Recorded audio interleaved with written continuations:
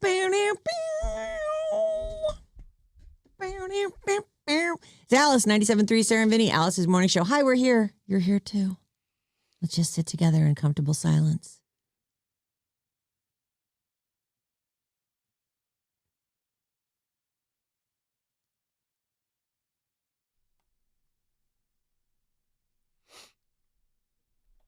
I don't feel good. Oh, the kid broke. It's Thursday. It is Thursday. Thank you, Morgan. What's the matter with you? I don't know. I'm tired. I think I'm just like... Did you rage last night? Is that possibly why? I don't think I raged. I had a glass of wine. And then another? I went to Tony's. My friend's moving away. And we went to Tony's in North Beach. And they would not give... I ordered a glass of wine and they brought it to me in one of those little plastic, like, I want to say whiskey glass, but that's over exaggerating. It's like one of those plastic water glasses you get at a table. You know, like the short ones. Did they not trust you with a stemmed wine glass? I guess not. But my friend ordered a Aperol Spritz. And got it in a fun glass. So I said, may I have a wine glass? They brought me back another one of the little glasses. I think they thought I wanted to split it in half or something. And I said, no, can I get like a real wine glass? Goes away. Somebody else comes back 5 minutes later. It's like, oh, we're out of wine glasses. I'm like, okay. And it's fine. It's just like. I suppose that could happen. Yeah. The Aperol Spritz is basically in a wine glass. Right. I would have taken that. It just feels, I'm paying $17 for a glass of wine. Woo. You don't want to drink it out of a plastic cup that you have, from a jelly jar in your cupboard. No. Is that a crazy thing to want? It's don't not. know. $17 for a glass of wine is 3 bottles of wine in my world. Like that's right. $17. So that's on me, I guess. The pizza's good though. Tony's. If you got time to wait, it's a great spot. You should try, I don't know, not sipping. And then the experience is over quick. You know what I should do next No, time? okay. Just Don't Then take you drinking get the advice next from one. this guy. This is ridiculous. Don't listen to him. He has no valid points on any kind of enjoyment of alcohol. That is true. You are right. Yeah. You don't know how to enjoy it. We have this friend group, and some of us have had to stop. And some of us are still hard at work on our livers. And just last night, one of the friend group is just talking about the surf and different things, and then one of our friends comes in wasted, and he is like, "Oh my!" He posts a nude, not of himself. Oh, that's too bad. And one of the other guys who's married is like, "Delete that! What are you doing?" and then he goes, "No, seriously, I'm going to be a problem." And I'm just laughing like, "Oh my God." He's just wasted and just... Is it Jason Sisko? No, Jason doesn't drink anymore. Is it the Ninkasi guy? It's... No. It Nipples? doesn't matter who... You don't know who this is. But it was just funny that some of us are still getting after it. Yeah. I just turned my phone over and went to bed. But yeah. You, Billy, who else is the sober guy in Jason Sisko. Oh, Sisko is sober. He doesn't drink. Nope. Yeah. Well, you guys, you saw the signs. Well... You opened up your eyes. Right. No, we were... You saw the signs. Far beyond the signs.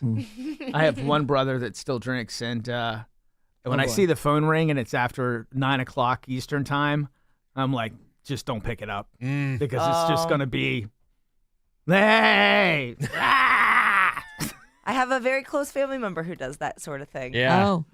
Calls you it. Not me, but other people. It's funny when you're drinking, that all seems like a good idea. Yeah. This is a great time. I was going to talk to Maddie. Perfect time to call Maddie. He's so great. He doesn't have to go he's not in bed. Maddie, I love you. I have had some great drunk conversations, though. It lets your guard down. Oh, yeah. I mean, there's a lot of... After a $17 glass of but- wine out of a plastic glass. Like all their truths come out. How No, much it was just gives you a headache in the morning. Deepak just wrote in. Hey, Deepak. The surgeon. Hey, Sorry. D. Hope he's doing well. He says, Bob is so right. You have to serve wine and drinks in a glass. Plastic is unacceptable. Yeah. Thank you. Even just like a glass tumbler would have been better than a plastic glass. For me, yeah, I don't know. The thickness of the glass too. It was really the worst thing to be drinking wine out of. Like it shows up, and I'm like, "What is that?" Someone order. Like, can I get a discount on this? This is not how I want. Do I want to be seen holding this? Well, that's the way I feel about a glass with a stem. Oh, No thanks. Huh? I like a glass with a stem. Yeah, not me. I just feel like, aren't I fancy? It's so fun to hold. Yeah, It's not, though. especially a different martini glass textures. or a margarita glass. What do I do Ooh. with this thing? Hold it like that at the bottom? Well, if it's red wine, you cup the bowl, Yeah, I and don't if it's a want to. white wine, you don't want to warm the wine, so you hold it by the stem. We got fun glasses for our wedding. Yeah. We got goblets. Oh, goblets. Yes, for the water glasses and extra ones for wine. So were they like, it's $2 per glass more, but totally worth it? Oh yeah, they cost a fortune, but they're so rad, and we got all different colors. Oh, Are you having? I'm assuming you're having an open bar. Of course, Oh, all the best weddings All do. right. yeah. we're gonna have espresso martinis with the beans as a garnish. Is that good? I actually don't drink espresso martinis because I drink at night and I don't want any espresso. That's when they're the best. No, that's Maybe you wouldn't no. fall asleep When at I 9 was- p.m. and kick when your I was friends out. 23, yes, that probably would have been the best. They weren't around then, Right, they're all the rage. or I in the last few couldn't. years. I couldn't afford them then too.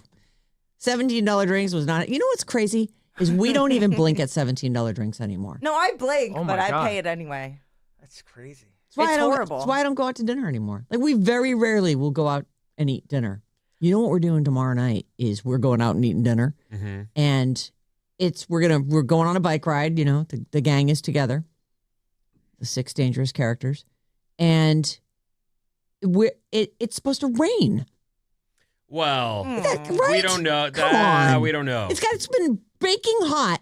It's like the perfect bike riding weather. Actually, today might be the first day it's going to come down a degree. Oh, You're right. It's been baking hot. so 90s. freaking hot. I know. Like It's really. like thick and awful. I'm like, I can't even be out here. By the way, the $17 drink is a recipe for never getting out of the house. That's people pregame, and they're like, well, let's have some drinks before we go. Yep. And then that just turns into a messy night at home. Yeah, for $17, I can serve 3 rounds of something at my What house. I'm saying. And then Yeah. everyone's like, I can't drive. Can you drive? Why leave? We're here. Yeah, we're here. Let's order pizza. It's got to be part of why the kids aren't drinking as much. The inflation is hitting the alcohol hard. I actually think that that's probably true. I wonder too. Like I think I said this the other day. I wonder if like more people are just smoking weed because that's available.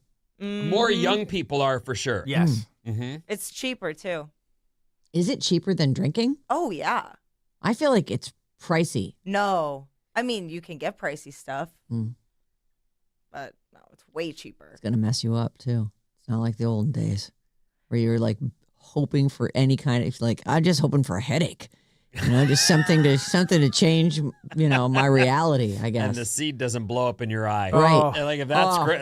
I can was- taste that. Just you saying it, I can taste it. Yeah. Taste of stems and seeds. Remember that, like And diesel cleaning fuel. weed on an album cover and just like letting all the seeds roll out. Don't miss one. The only time I've seen weed like that was when I was in India, Oh, because all the weed here is very yeah. You just know, buy people buy manicured. freaking pre-rolls. They look like those clove cigarettes. I've you never know? seen that. I They're- mean, I know they're- they smell do it, but I've delicious. Yeah. never seen an actual like produced doobie. Some of them even have Dubage. filters on them. Do so they don't twist the No. ends like we did? Maybe. I don't really have a lot of experience with it, but my son gets them in they're in glass like test tubes. Oh yeah, And they put the pre-roll in there, and I think it's like a cut like a cigarette at one end, and then it's got some kind of a smoking device at the other yeah. end, and then they put a cork in it. And they're you buy, adorable. what does one of those cost? I have no idea. I don't buy those. and that with today's weed, you take a couple hits and put it out, right? If that, like one time a couple years ago, he's sitting out back. It's like a nice Friday night, and he's smoking. He's just hitting his thing, and I'm like, "Let me have a hit of that." And he goes, "You don't want it." I'm like, "No. It's fine. I've smoked weed my whole life. I'm sure it'll be fine. And now you're grown up. I'm not going to sit and worry." Young I used man, to. don't you tell me. Oh, yeah, don't you tell me. So I take not one, but 2 hits. Oh boy. And I was probably in bed shivering by 6:30. Like, It was oh, probably no. like 30% THC in that. Oh, no. What's That's too much for happening? you. Why is the world closing in on me? This is a complaint I've heard so much. I can't believe that a lower percentage brand hasn't Yeah. made itself Just popular. just the tip. PSA, more people would smoke if it wasn't so strong. Yes. And you could charge a larger margin Yes. per percent Well, THC. let me just say this, though. I think Yes. one of the rookie mistakes that people have made forever, and this includes LSD and mushrooms, but also doobie weed, is you take a hit, it doesn't hit you instantly, and then you think, it's not working, I need another one. Yeah. And then Now you're 15 minutes later, Right. you're in a coma. Just- Not literally, just but you know, baked. right. No, I wish I was in a coma. I was like, oh my God, what the hell? I don't feel good. Oh God, I'm just gonna. Oh. But it's Friday night. What are you doing? Yeah, I want them to sell the weed. You remember, like No, you don't. yesterday weed, yesterweed, weedsterday. You should start a brand. Yeah, just like for normal people, for people who aren't looking to blot out everything. That's why Shauna and I grew our stuff in LA. Because if you grow it yourself, I bet it should grew good there. Lower THC. Oh, really? Yeah. It's like I just got an old strain, like something we used to smoke, Northern Lights. Oh, That was like always like the kind bud back when I was in college. I don't remember all the names. It was called Northern Lights. Northern Lights, yeah. The kind bud. The kind bud. That's what we used to call like good weed. I remember being Cool. able to get like, we didn't call it the kind. We called it Thai, Oh, Thai stick Thai stick. was dipped. and there was chocolate And- Thai, Yeah, that had hash in it. and then there was Oh, boy, either you way, are an expert. it had hash in it. Yeah, Thai stick is weed that's been dipped in hash oil. Is that right? Yeah, And that's why it's brown. yeah. Oh, I never knew that. Yeah, me either. I didn't know all the ins and outs. I just Well, knew if somebody had some, I was like, yeah, I'll do this. Yeah. Sure, I'll do. what are you doing? And I pretty much knew what I was going to get. These days, it's a mystery. It's like rolling the dice. And all those gummies and stuff, like they're so unregulated. Like people will take one and be like, oh, it turns out I took 500 milligrams of something. Well, like, oh my God. I have to believe, and Take I me to the believe the hospital. market must be like this as well. I have to believe, it might not be regulated, but if a customer gets too much, they'll never buy it again. Mm. Like, Right? how's that? So you really do have It's a to terrible have business model. some product control Oh, and and a range of offerings. right. Well, you have to For the experts. find for a the brand. newbies. You find a brand that is right, and then just stick to that brand. It's funny we're talking about weed because it's legal now. It is legal. It's so Mhm. crazy. It's to weird. think My about. students talk about like it's so like part of their regular Yeah. thing. They don't think twice about talking And you about smell it. it all the time. You're walking down the street, someone just standing there smoking. Oh, I just had to go outside to smoke. Like, oh my God, it's crazy. Yeah, I still feel like I know. you're gonna get in trouble. Yeah. Oh no. Oh no, someone's gonna see you. Yeah. Okay. Hope there's no Fine. narcs around. Mm-hmm. Yeah. All right. Listen, we got to get to Bob's Movie Club. Oh yeah. Oh, Yay! Yeah. Movies Penny. are great. Oh movies man, are you great. didn't finish it, did you? Movies are great. Oh, you didn't finish He it. didn't finish it. KLLC HD1, San Francisco. Sarah Vinnie, Alice's morning show, Bob's Movie Club, right after this.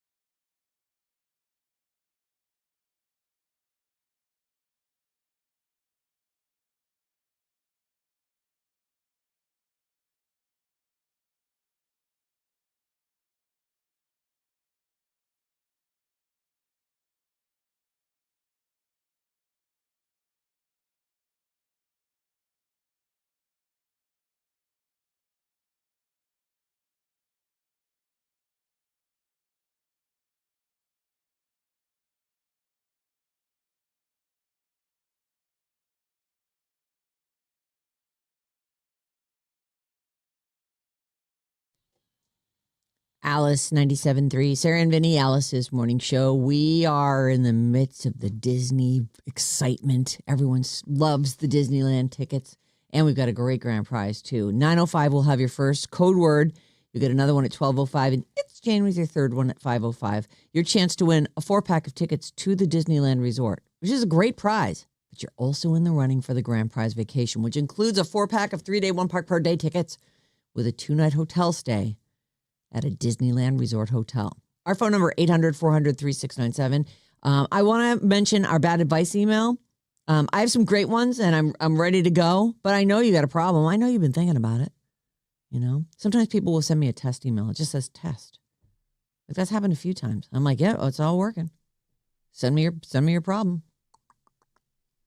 badadvice973@gmail.com. We do that on Fridays at 7:00 in the morning. And, we'll solve yours. We got you. No problem. And now it's time for Bob's Movie Club. I love movies. Bob's Movie Club. Woo, woo, woo, woo, woo. We got some movies for you. Yeah, we do. Bob's Movie Club. Bob's Movie Club. Movies are great. Movies are great. Today we're talking about Four Weddings and a Funeral from 1994, starring Hugh Grant and Andie MacDowell. This is the first Hugh Grant movie, I think, where at least that he's Hugh Grant. Love Actually comes after this. Notting Hill comes after this. And so he plays the same character in every movie, right? There's just this bumbling idiot that's like cute enough with floppy hair that you're like, oh, he's charming, but he's just a moron. It was very much the most bumbly I've ever seen him. He calmed it down, and the hair is just terrible. I did love him at the time. He's cute. I thought he was adorable. I get why people like him. But for me personally, now I've seen this. I've seen Notting Hill. I've seen Love Actually. I think I'm going to close my Hugh Grant chapter book. You know, I'm trying to see all the movies very, very slowly but surely. Mm-hmm. And I think I'm done with Hugh Grant after this one. I get it. I don't know, the Paddington one.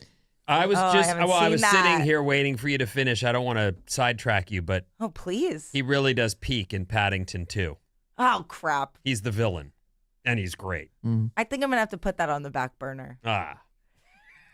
You'll have kids someday. The Paddington movies will be great. You'll be like, oh my God. You'll get to it. Hugh Grant is perfect in these. There's time for everything. Yep. This movie is absolutely ridiculous. To call this is not a rom-com. This is just a com, and a British com.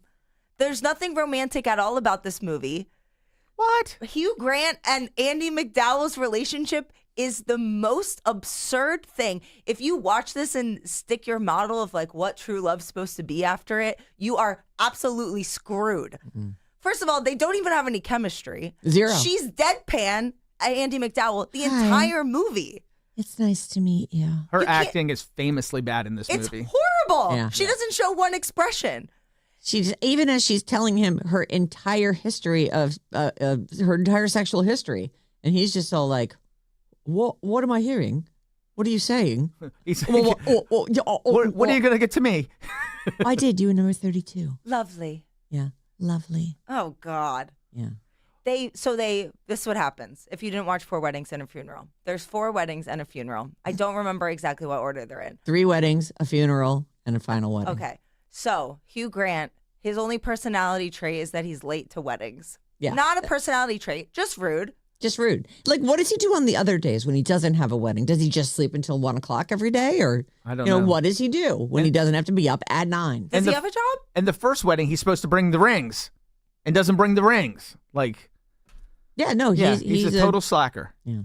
And so he meets Andie MacDowell at this wedding. They have chemistry. Okay, valid. They hook up, but she basically has to throw herself at him. He's such a moron. Did they hook up as the first wedding? Yeah. Oh, they did? Yeah. Okay. And then... You saw that? Yeah. Okay. I did. And then... Go ahead. No. Then he sees her at the second wedding, and he's so excited. Like, oh, man, maybe this is my wedding date. She's from America. They're in 1994 England, which looks like 1705. Yeah, well, it all with the stays the same outfits. over there. It's beautiful. The cars, especially. And Yeah, the 1700s While cars, watching they this stand movie, right out. I swear to God, I'm watching the movie and I go, what freaking year is this? What am I looking at? imagine not have being alive during 1994 It and is trying to figure it out. One of the funny things about the cars is that very first wedding, I mean, all of these weddings would have cost a fortune. A fortune. They're expensive. They're open bar. They're beautiful locations. They're big. And the bride and groom get into this VW like little crap car to like drive off, and I'm like, that doesn't fly. So they meet up at the second wedding, and he meets her fiance, which I'm presumably she had at the previous wedding because it's only been a few months. People move very quickly as well at this time in the UK. Yeah. Yeah, because the first wedding, 2 people hook up, and 3 months later, they're having a giant wedding. It's like, wow, that was crazy. They were desperate, apparently. I was actually more interested in that couple than I was in Andy McDowell and Hugh. Well, we get to see quite a bit of that couple, don't we? We do. In the bedroom scene. Yeah, I saw that. When Hugh Grant makes the most insane choice to hide in, what is that? It's not even a bathroom, it's a sink behind it's just a door? like a cupboard sink. I don't know. Maybe What's a that's an cupboard English sink? thing. Nobody knows. It's If you're English, please let us know. It's a water closet with no toilet. Where's the toilet then? Is that just out in the open, Meghan Trainor style? Oh, maybe. Might be a shared, they have that in England. Where Like there's dorm room style almost, where you have a sink in your room? Okay. Okay, so you think this is her fiance, it's not going to work out. No, she still hooks up with Hugh Grant. Yeah. And then, for some reason, even though they don't know each other, they've never really spoken, he gets invited to her wedding? I'm like, why is she inviting Hugh Grant to her wedding? Well, she said she was inviting everybody because she didn't have any friends there. And Yeah, I that's think in true. her head, she's like, he's fine with this. He knows his role in my life. Right, to come to her wedding, and then she must have invited him hoping were going to hook up, right? I really can't figure out what her motivations are because she wears nothing on her face. Right. Well, the very first wedding, when he sees her the first time, he asks somebody about her, and he's like, oh, she's American. She's a slut. He says that to Hugh Grant. Yeah. And it's like, that, yes. Okay, got it. But being a slut is not a bad thing. No. Being a cheater is a bad thing. Yes. Okay. Which apparently, do they bang the second time? I thought they just separated. They went their separate ways. No, they end up again. She's I thought they just had the one night. no, they hook up twice. They hook up when he's I trust she's Matty engaged because he for sure. likes this movie. Yeah, that's true. He was probably paying more attention to it.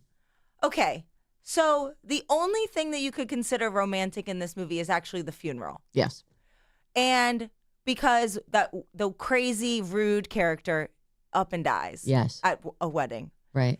And then it turns out that one of the other guys in the friend group and that crazy guy were madly in love. And he gives this beautiful speech. I thought they were clearly a couple. Oh, they were? I thought so. Well, through because in whole the thing. beginning, the first wedding, they're in the same, like they live together. So This they're is the guy with the beard. Yeah, Yeah, but the everybody heavy guy lives with the together. beard. It's like a codependent friend group. Yeah, they do all kind of live together. Like it's not even clear if that's Hugh Grant's sister. Oh, yeah. I thought it was his friend. no, that's Oh. his sister. Okay. Because don't they sleep like in the same room? No. Okay. No. Anyway, that is actually the most romantic part of it is the speech that he gives over the body of his lover. It's beautiful. It's so beautiful. But for me, I didn't even know they were together. So Oh, so you were like, Well, you're getting over supposed your to surprise? not really know because like the friend group is also kind of finding out. Like they didn't Oh. quite put it all together. Did you think that? Yeah. I yeah. really They were thought they all. roommates. No, 'cause they all say- knew. They're all hanging together, and No, they say, we have this whole group of people, and we never knew that the 2 of them were actually had love in their life because they're bitching about not having love. And I'll say this: the other romantic part of this movie is his brother, and who's deaf and meets this girl. Oh, who- yeah, who, that's like, nice. That's that great one's a nice little wedding. Thanks for bringing that up. Susan was so excited about that when they planted the seed between the brother, the deaf character, and a partner for them. And then they never follow it up. They don't get a happy ending moment at the end of the movie. No, they don't. They just get the seed. They're just kind of together. Yeah. But you never see them together again. No, I think you do. And there's all those photos at the end. Oh, great. I By think the way- there's a photo of them at their wedding. And then doesn't one person have to marry their cousin? What? What are you talking about? I forget. Somebody has to marry their cousin. I swear somebody has to marry. Oh, yes. The guy who really wants to get married to somebody, the rich guy, the 7th richest guy in England, is what he said. He's got the castle and everything. Yeah. He meets his second cousin. Yes! And they fall in love. Thank you. Yeah, that's a little close for comfort. Well, I it's guess England. British. I know, but I still feel like you at least third cousin. I think Let's just keep it to third cousins, at the very closest. Oh. Anyway. It's I mean, cute. second cousin is totally legal here, I think. You can marry your second cousin? In almost every state, I think. Oh. That doesn't seem right. I think it's like biologically fine. Love is love, Sarah. Okay. You know what? Fine. Yes, you can marry legally your marry cousin. your second cousin in Right, okay. all jurisdictions, including across all 50 states. Okay. Yeah. Well, now we know. So we can marry a second cousin. Here's the thing about this movie. I didn't remember it just being specifically the 4 weddings and the funeral. I don't know why that escaped me, but I just did not remember that. And I was like, Did you also have a moment where you went, "Oh my God"? no, I didn't. Literally. I'll watch that, but I did feel like it has a Groundhog Day feel because he keeps, waking up and being late for stuff. Don't pull that masterpiece into this conversation. That is a great movie. But maybe, and I don't know when that came out, so maybe they were trying for that. But on record, I want you to keep going, but I like that shtick. 4 weddings and a funeral, and it's 4 weddings and a funeral. I think that's a great way to tell a story. I don't kick on that at all. It isn't without charm. It's charming. It's not as fun as I remember it being. It was, I wasn't looking at my watch. I sat and watched the thing. With my friend, we had a girls' night last weekend and just enjoyed it. But I did think, this is not nearly as good as I remember it being. Don't remember thinking how reprehensible I thought that Hugh Grant and Andie MacDowell were the first few times. Like when I watched it in the past, I was always like, "Oh, it's so romantic! What a romantic movie!" And then now I'm like, "Oh, this is." And how about him at the end hooking up with the chick he doesn't even like? And canceling the wedding. I mean, he's like on the wedding day, like he's they're both very flawed characters. He's a scumbag. Flawed is a polite word to use. They're losers. That's why we use it, to be polite. What about when she's like, "It's raining. I hadn't noticed." Yeah, with her straight face. It's raining. I hadn't noticed. And he confesses his love to her, and then he's getting the vibe from her that she's not into him, which I would get that vibe too because she's making no face. Yeah. I can't get over it. And also, I just really can't get over that they don't know each other at all. And she invites him, the man that she's cheating on her fiance with, to her wedding, and then she invites him to watch her try on wedding dresses. She's a sicko. I'm starting a list of worst characters ever, and this girl, what's her name, Carrie? I don't know. Is Andie going MacDowell. at the top. Andie MacDowell is going at the top of my list. Huh. Okay. That's a visceral reaction. If I may. Yeah, Vinny, I would love to hear your Tell thoughts on the us. entire movie. How was the first half? Well, let me just say, what I like about this movie 4 is... weddings and a funeral. Yeah, Hugh 4 weddings Grant. and a funeral. What I like is, I like Bob, and I'm a fan of being in this club, and I've fought through some movies that I did not want to watch. The dancing one, I can't think of the name. Dirty Dancing. Yeah, that wasn't good. I'm That sorry one. about that. And then I fought through the Love movie, but ended up going, oh, I like That it. movie rules. What is that movie Love called? The Actually. Notebook. Oh, The Notebook. The Notebook. I really, That's a great movie. I can't say I didn't like it. It's I liked it. It's a great movie. So I was glad to be exposed to it. I hated this movie. Like, I don't want to watch it. Well, I you don't didn't- like weddings in general. I know, And having to and- go to the wedding with the same cast of characters 4 times. I tried. I really did try. I sat there. I didn't have stuff on top of my lap. I was like, I'm going to watch But this. did you press play on it last night? Did you try? I did not. I did not. I could not.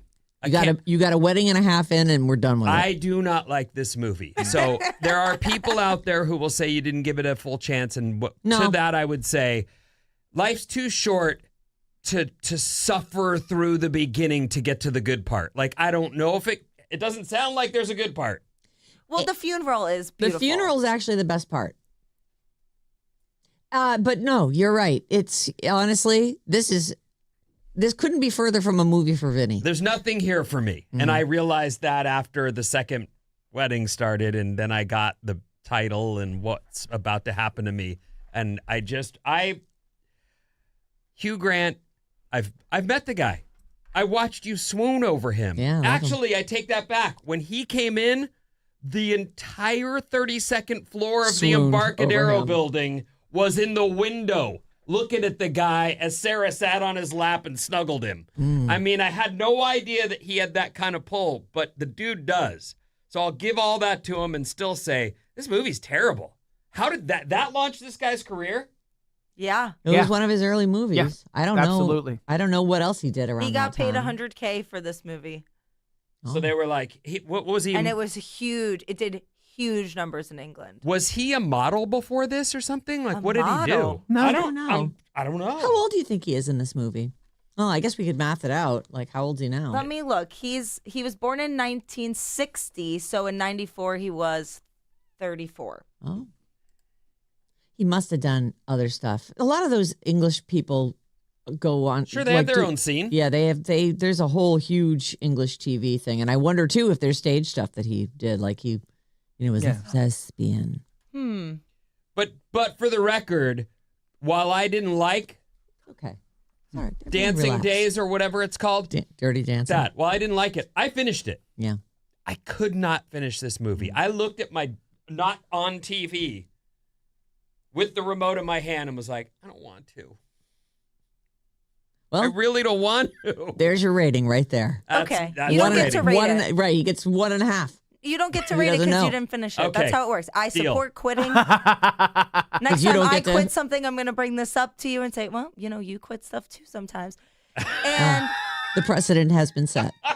just remember that. In my face. All right. And I'm giving this 2.5 stars. Four weddings and a funeral. Thank you so much. And we'll be moving on. Yeah, I'm going to give it 2.5 as well. I think that's perfect. Right in the middle. It is a movie. Yes. I give it 3 stars. You know, I like this movie. It kind of feels like I said this before, like an old sweater. Like it's just nice, have it on. I love the English stuff. I love the English humor. I do love the English stuff. So Yeah. Okay. Great. Well, there Vinny you go. is looking at me like I'm absolutely insane. All of you guys are crazy. You did not like that movie, but No, you gave it 2.5? It was not the movie I remembered, but I liked it enough. I sat through it. It brought feelings out in me, which is saying that's something, you know? I also really like anything that's set in England because I really like. Hostility, anger. I like the architecture Yeah. and The weddings were cool Yeah, it was beautiful. to look at. Yeah, that was kind of I cool. think they made exactly the movie they were trying to make. You know what I Yeah. mean? I don't think that it misses the mark by what they were shooting for at all. I don't know if they're happy with Andie MacDowell's performance, but it is famous, right? Yeah, For her, it's- how right. ridiculous it is. So good for them.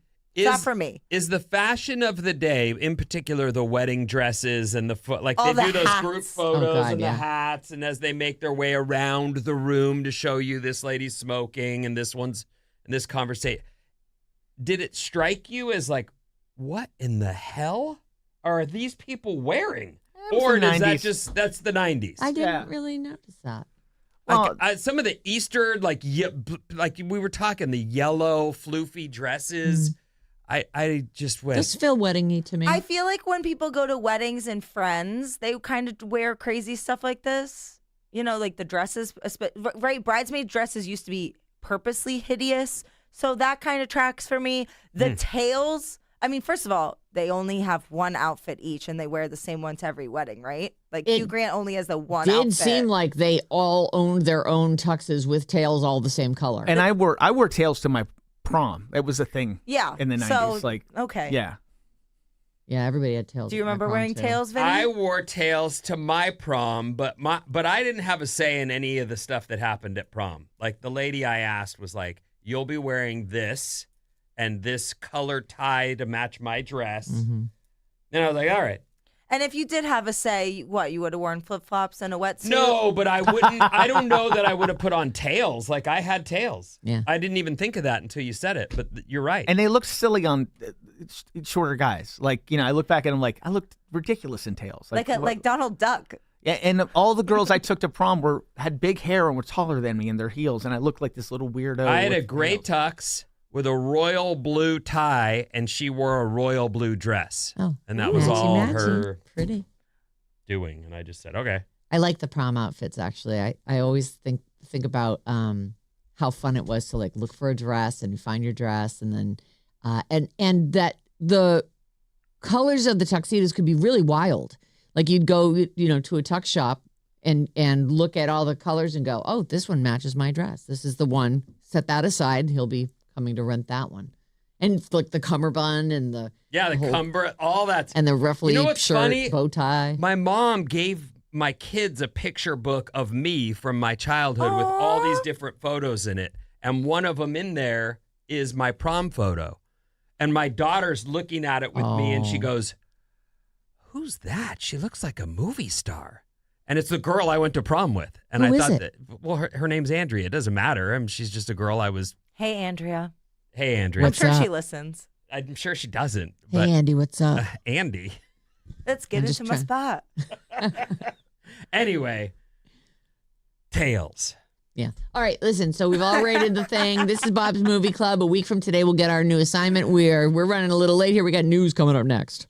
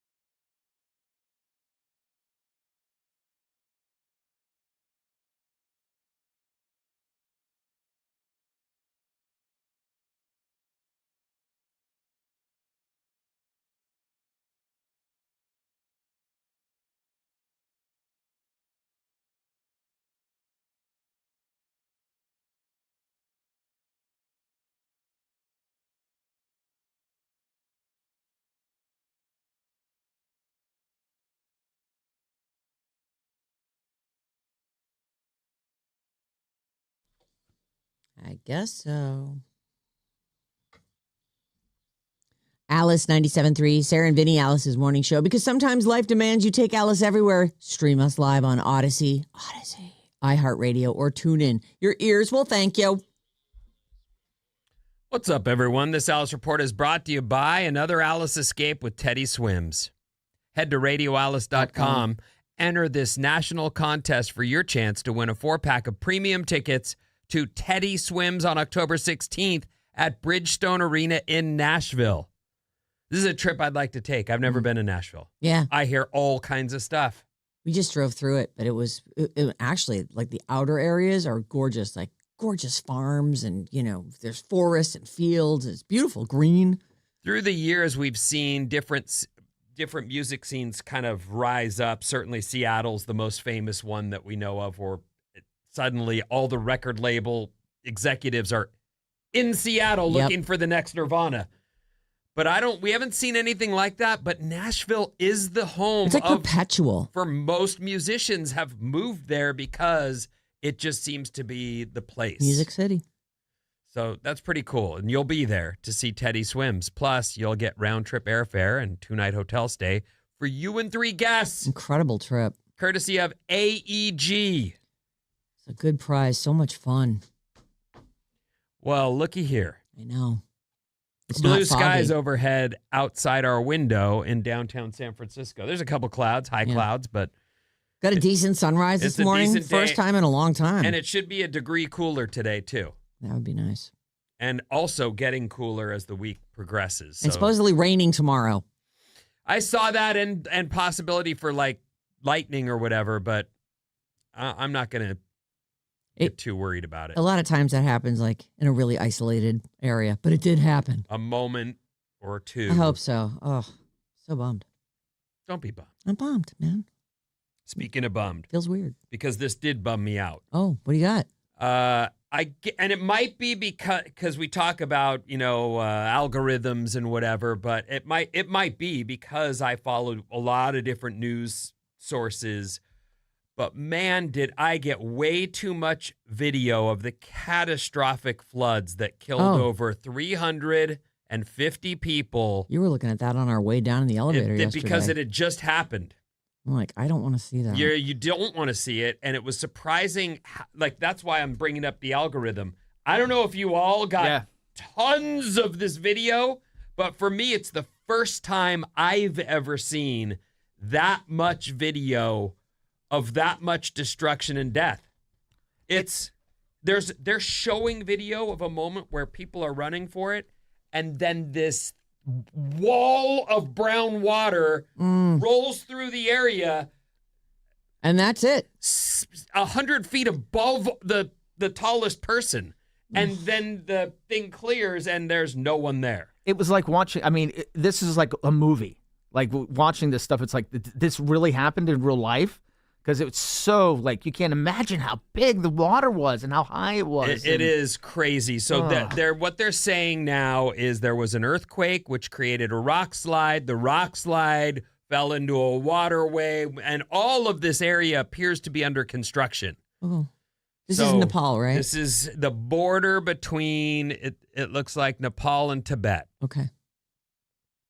So then everything, including bridges and everything else, is washed out. And there are a few videos were taken from high points, and you see this video of a person who's watching this and realizes that's coming. And then the video person is running, and you go, oh my God, why are we I guess, again, because I follow news sources, I got so much of this, but it filled up my feed. It is tragic on a level I can't describe. Over 350 dead, over 1,300 people missing. Flash floods on the Nepal-Tibet border yesterday, and I'll bring you up to date. Like, there are people, I guess there's a big, it's not Tibetan, it must be Nepalese. I don't know. There's a big, area in Chicago that is watching this because this is where their families live. Oh. And it's just crazy to think, before the internet, we didn't get instant stuff like this. And people's, we all have a camera on us. Like, we see so much more awful stuff now. the World Wide Web has, there's good things about it. Yeah. I mean, you can order something and it comes right over to your house. There it is. What's Whoop. better than that? And most of us by now, after getting, had by the loaning this king who's trying to regain his throne in Nigeria $5,000 and in return for 10 at a later date, we found out the hard way that we've been had by a guy who's never seen your town or your state. Probably in Russia smoking a cigarette. Just fishing. And there you are. On the hook. Well, $5,000 now for 10,000 later? That sounds great. Ah, what a deal. What an investment opportunity. Oh, I'm no. going for it. I've been had. Anyway, I do see the upsides, but man, we just didn't see this kind of real footage in our phones on the elevator to our car. Right. Like we do now. Yeah. You might see something bad on the news, but there would even be a warning like, okay, if you're sensitive to this, like you turned it to me and I went, I can tell I don't want to see that. Yeah. No, I mentioned it to you too. Like, this is heavy. So there's that. I'll bring you up to date if anything else happens, but it's pretty dark stuff. On the bright side, if I could. I would love that. San Francisco is about to become Pokemon Central. Oh, yeah. With more than 54,000 fans expected for the Pokemon World Championships this Friday through Sunday at the Moscone Center and Chase Center. Wow. They have, by the way, I'll just mention this real quick. I meant to do it right off the bat. You may or may not have noticed Caltrans, either they got, emergency funding or they've just decided right before summer's over to get to, work really hard on every place all over the place. There's lots of road construction out there right now. Lots of it. So just so you know, like, eek. And then on top of that, the Moscone Center, they have. Yeah, they'll Block block off the whole thing, that whole thing off. It's going to be main corridor. Packed with pedestrians this all starting dressed tomorrow. up in Pokemon outfits. You'll see them. You'll know them. They dress up? I'm sure. Did they dress up in Pasadena when you were there? Yep. Did Some you people. I didn't dress up. I made gear though. I made like Pokemon ball purses and I made backpacks that had like Pokemon stuff on them. And were the fellow Pokemon enthusiasts like, where'd you get the purse? Yeah. They were freaking out. How much for the ball purse? That I didn't bring any extra. I'm not selling No, I mean that one right there. there. No, I'm keeping this one. Kidding me? $50 for the ball purse. Well, I went with a bunch of people, so I made everybody a ball purse. And they were like, "Oh my God!" And everyone liked them. I was like, "Oh, I should do that." Then I never did. You even made Tony a ball purse? Sheffy? Oh yeah. He had a ball purse? Yes, of course. Right. And he didn't sell that thing Actually, when you weren't looking? he might have. He can. It's fine. You It's still talk to him? Occasionally. I miss Sheffy. I miss Sheffy too. I know. He was a fun friend. But I mean, I didn't but remember that's his what we name, had but- in common, That was And that's out now. Well, you pulled off we it. still occasionally text each other, but yeah. Oh, that's too bad. I know. I'm sorry. Thanks. I feel it acutely. Players from around the world will be competing in Pokemon video games, trading cards, Pokemon Go, Pokemon Unite for a combined 2 million prize pool. Wow. While the new Pokemon XP fan convention adds workshops, panels, and interactive experiences. Tickets are already sold out. So if you're hearing this story and you're thinking to yourself, I may want to get into that. That sounds like a great hobby. You can't go. Oh, well, you can't go to this one, but you could be ready for the next one. The celebration will spill across the city with pop-ups at Fisherman's Wharf and Union Square and free Pokemon-themed drone shows near the ferry building each night. Oh, that's so fun. BART plans to run longer trains to handle the crowds. The city officials say local restaurants, shops, and hotels are preparing for tons of Pokemon party people. Get it. What did they say? I don't know. Catch them all. Catch me. Yeah, you got to catch them all. Don't get it. Catch them all. Yeah. Or get it and catch them all. You get it, got it good. I want it, I bought it. Where's that song? The Yeah. one you did. It's lost. Lost forever. Hate that. Hmm. ChatGPT, your new best friend, would like to send texts for you. That's okay. I got it. Do you, though? Are you up on your texts? You keeping up? Yeah. I keep Maddie, my maybe text. this is for you. Do you keep up on your texts? You're not good at texting. I'm not the best. ChatGPT can now send texts for you. It can't make decisions for you, so it can't tell your brother-in-law you're coming or not coming to the cookout, or let a former coworker know when you can meet up for coffee, but I guess it can just, here's how it works. The AI Lab has just launched an Apple Messenger plugin for ChatGPT, allowing people to connect their messages inbox with the chat bot. Oh, so now I would see my text on the chat. That feels like an extra step. And I'm already not typing it. I just talk to text and don't even read it and send it off. ChatGPT can then sort, analyze, and edit messages directly in the ChatGPT app. Huh. So you can ask for a long group thread to be summarized. You can tell it what to respond and add directives like, hey, Chatty, I want you to say no, but do it nicely, please. Oh. Maybe you can even tell it, I never want to get, if they're not in my contacts list, I don't want a text from them. Well, right, except that you have a contacts list 1,100 It's really long. only it's only 40 people, but I just have multiples of each of them. So don't worry. I thought that was very funny when I mentioned that to you guys, and everyone went, where do you see that? How do I find out how many? And you had 1,000, right? I had 1,000. And you have 1,000, right? Yeah. And I have 1,000. Christina has 900 something, and I know she's probably in touch with most of those people. Yeah, she probably has an actual. Does everybody else get doubles? Like, I don't know what happens. Like, you switch phones and it gives you another copy of everybody. Like, I just. No. I'm not going to spend time worrying about that. I think everybody has that. Yeah, who cares about that? I don't at do. all. Are you If I'm not kidding? looking at it, I don't care. And I can tell when I type in the person's name and there's 4 entries, I just go, well, any one of these will do. They're all the same one. I have like Zellen, new phone. Oh, whoa. Because I don't like to delete people's phone numbers. I don't like to delete stuff. So I Just keep- add even another when- character. Yeah, even when people get new phones, I don't delete their old phone number. Hardly anybody Who are gets a you, new phone Maddie? anymore. I just kind of like save it. everything. What's the problem? Yeah, what is I mean, the it problem? doesn't I really have take up any space. 100 million emails. It's fine. It is fine. It's not like I'm physically carrying it around. You know, But I always what end up do we have calling to the wrong number. throw up. So who cares if you call the wrong number? Then you call the right one. Yeah, It's all kind set. of fun. No problem. It adds zest to life, Yeah. I think. John pulled out all our Halloween costumes that we've gathered over the years from all these boxes in our attic. And they're like heaped on the dining room table. He's like, we're going to go through this. I'm like, What was it? all our Halloween costumes. I'm like, I want to keep them all. And he goes, no, I'm clearing out a spot in the attic and these are going.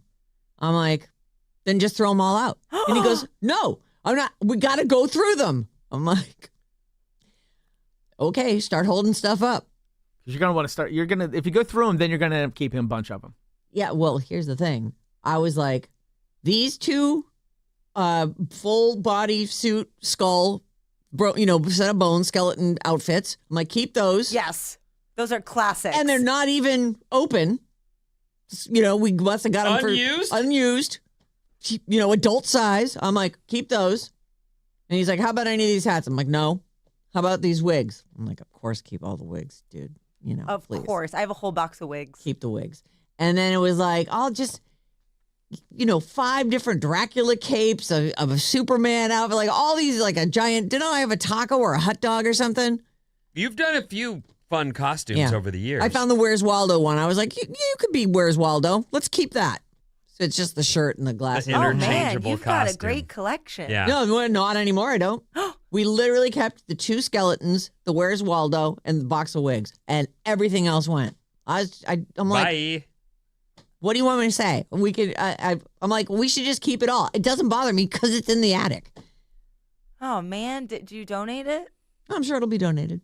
So I'll This just is a good time to get it out there. yeah, perfect time for people to get costumes. 800-400. 360. You're crazy if you add ChatGPT to your text. Yeah, I Just don't need that. don't, but whatever. Sorry, we did get off track there. That was my bad. Maddie's on the show with your texts. His whole family has been texting in all morning. The whole family. Whole family. Jocelyn, happy 9th birthday. Love Aunt Melissa. Birthday! Santa Rosa on YouTube. And also happy birthday from Millennial Natalie, listening on Odyssey in Vacaville, your mom. They both said happy birthday. So was it Jessica and Natalie? It was Melissa and Natalie.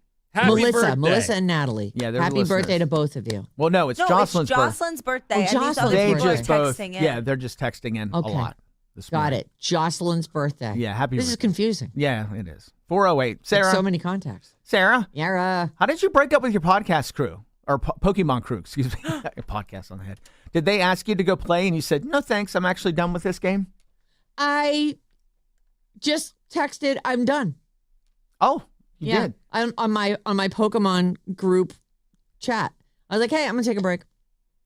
And they're looking at their phone going, we've gone on Pokemon vacations. Yeah, they still We've have had each other. Pokemon And adventures Tina all goes, over California. Tina goes, I want to take a step back too.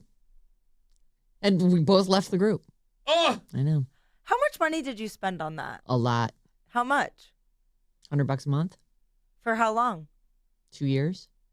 Ooh, How much is that? A ton? 2,400. Yeah, it's a lot of money. It's a lot. And I also traveled to several conventions. and made gear. And I made gear, yeah. That rules. Yeah, it was really fun. The people who play Pokemon Go are really nice, and I really, really enjoyed those weird Pokemon convention events where you had, because you were really all just playing in this one place, and you got early access to all these things. It was just was very It's a community. It was a very positive experience. John was like, I wish I liked playing Pokemon Go more because I actually really enjoyed the convention things. Oh, Yeah. he went with you to those. He went to the Vegas one. He came Oh, for like well, 2 hours. Then Vegas. him and Jimbo, my brother-in-law, they took Jimbo! off to go gamble. Of course they did. Yeah, me and Tina, we hung out all day. What's coming up in the trash, Sarah? Deaths and Survivor season 51.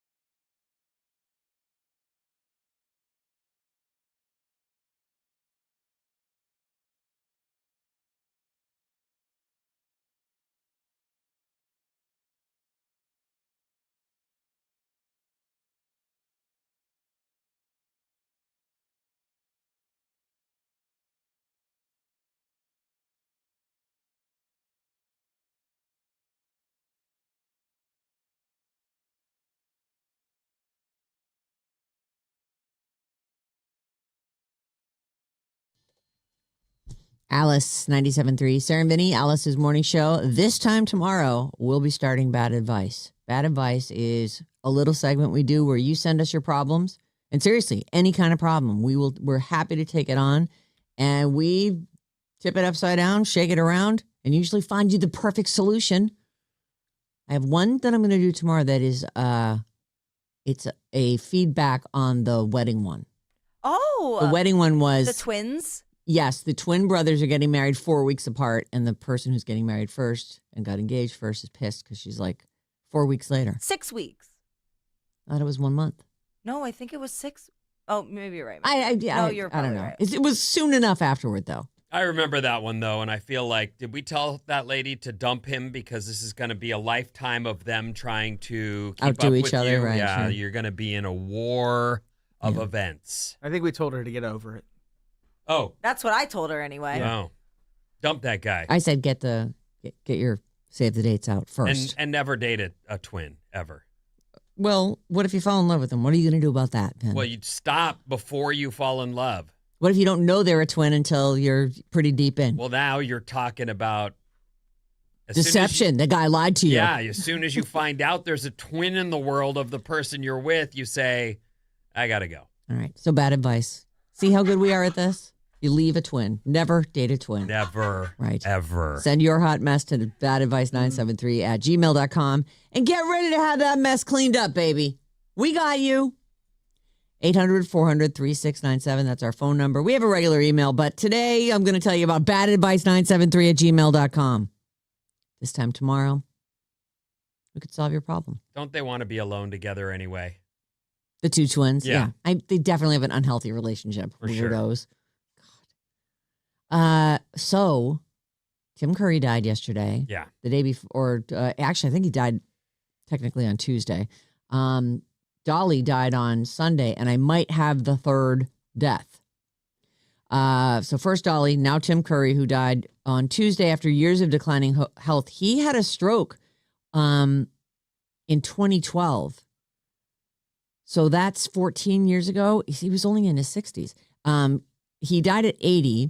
He was best known as Dr. Frank Infurter from 1975's The Rocky Horror Picture Show. I know he's in heaven now, and I don't mean to speak ill of anyone who's passed in any way, and I'm not. But I thought I knew him from more stuff. When I looked up his work, I went, I don't know this guy really. Yeah. He's a star. I know that. But yeah, I don't really know anything he's done. So he originated the role on in a London stage production, and they were like, there is no other Dr. Frankenfurter. He's doing the movie. He was also the original Pennywise, the clown, in the ABC TV adaptation of It, which aired in 2 parts in 1990. And he was the butler in the movie Clue from 1985. I thought there was a more recent Clue than that. 1985? His other credits included Annie, Congo, Muppet Treasure Island, The Hunt for Red October, Home Alone 2, Lost in New York. And after years of pretty limited, you have a stroke, tends to limit you. So he had limited activity, but he appeared in a horror movie in 2024 called Stream, like Scream, but not Stream. And then recently completed filming the sequel, Stream 2, Sudden Death. I don't have the exact quote, but one of the things that was next to his face in my feed, news feed, was, I'm ready to go. So it sounds like that stroke had limited him in a way that and living with it for 14 years, I'm sure it didn't get better. No, I think he was feeling like, enough already. Yeah. Can you help me out here? So I'm happy for him because I've seen that in action, and it's terrible when someone you can see, they're like, for the love of God. Let this end. And I don't know why it feels like we voted for the right to assisted pass. Suicide. Right. And doesn't seem accessible enough to people. John and I were talking about this, how we see our dog suffering or our pet, whatever, you do the humane thing. We're more humane to our animals than we are to humans. Like, somebody should be able to decide that they want to have a dignified death on their own terms. And I think that we do have that now. I think it's... You used to have to go to Oregon, but I thought we voted that through. I thought so too, but I don't hear it in use at all. And The reason I saw my aunt who'd been suffering from cancer for many years, but she'd fought it and had continued to keep it back enough that she could live. And then once it got to that other point, it was terrible to watch her decline. And it felt like there should be a button. Like the look on her face was, get me out of here. Right. And no one could do anything but wait. Right. It's terrible. Yeah, it is. It is terrible, and it should be, the individual person's choice. So I'm glad the guy's at peace because the quote was like, "Oh, yeah, I'm done." Tim Roth, yeah, That's he was no like, good. Get me out of Tim here. Curry. Tim Curry. Whatever. So Tim Curry, rest in peace. Dolly, rest in peace. This person, much more obscure, although you will definitely know this name. And I believe that Maddie will too. People of a certain age. This is a 94-year-old woman, and her name is J.P. Morgan. And she was a staple, like on the Gong Show and all those panelist shows. She was one of those chicks I think you'd recognize her with the daytime game show. J.P. Morgan, I'm like, the banker? No. J-A-Y-E-P Morgan. There's some pics of her. Find pictures of her that are on those game shows. Oh, there's a couple on there. She's there. That one at the top where his cursor is or was. That's a good representation. I might recognize that. Yeah. But I don't really know her, no. She got fired from the Gong Show after she showed her boobs during a Gene and the Dancing Machine routine. Oh, look at that. There she is unbuttoning her pink top. Yeah, she just, felt the need to take it all off. Well, on the Gong Show. We had more fun back then. We did. Gong She did Show, get fired for it. The Gong Show is great. I loved the Gong Show. Yeah. Like, So that silly was and such fun. a crazy feeling. People would just stand up and start gonging. You had to beat the gong. You had to be good enough when you came out to do your talent that the celebrities would not gong you. And they'd fight each other. Yeah. If one was going to gong and somebody didn't want him to gong, they'd try to block him. And Yeah. It was fun. It was a good show. Chuck Barris was a funny host. Did Chuck Barris, did it turn out that he was like a CIA spy? There was some craziness with Chuck Barris.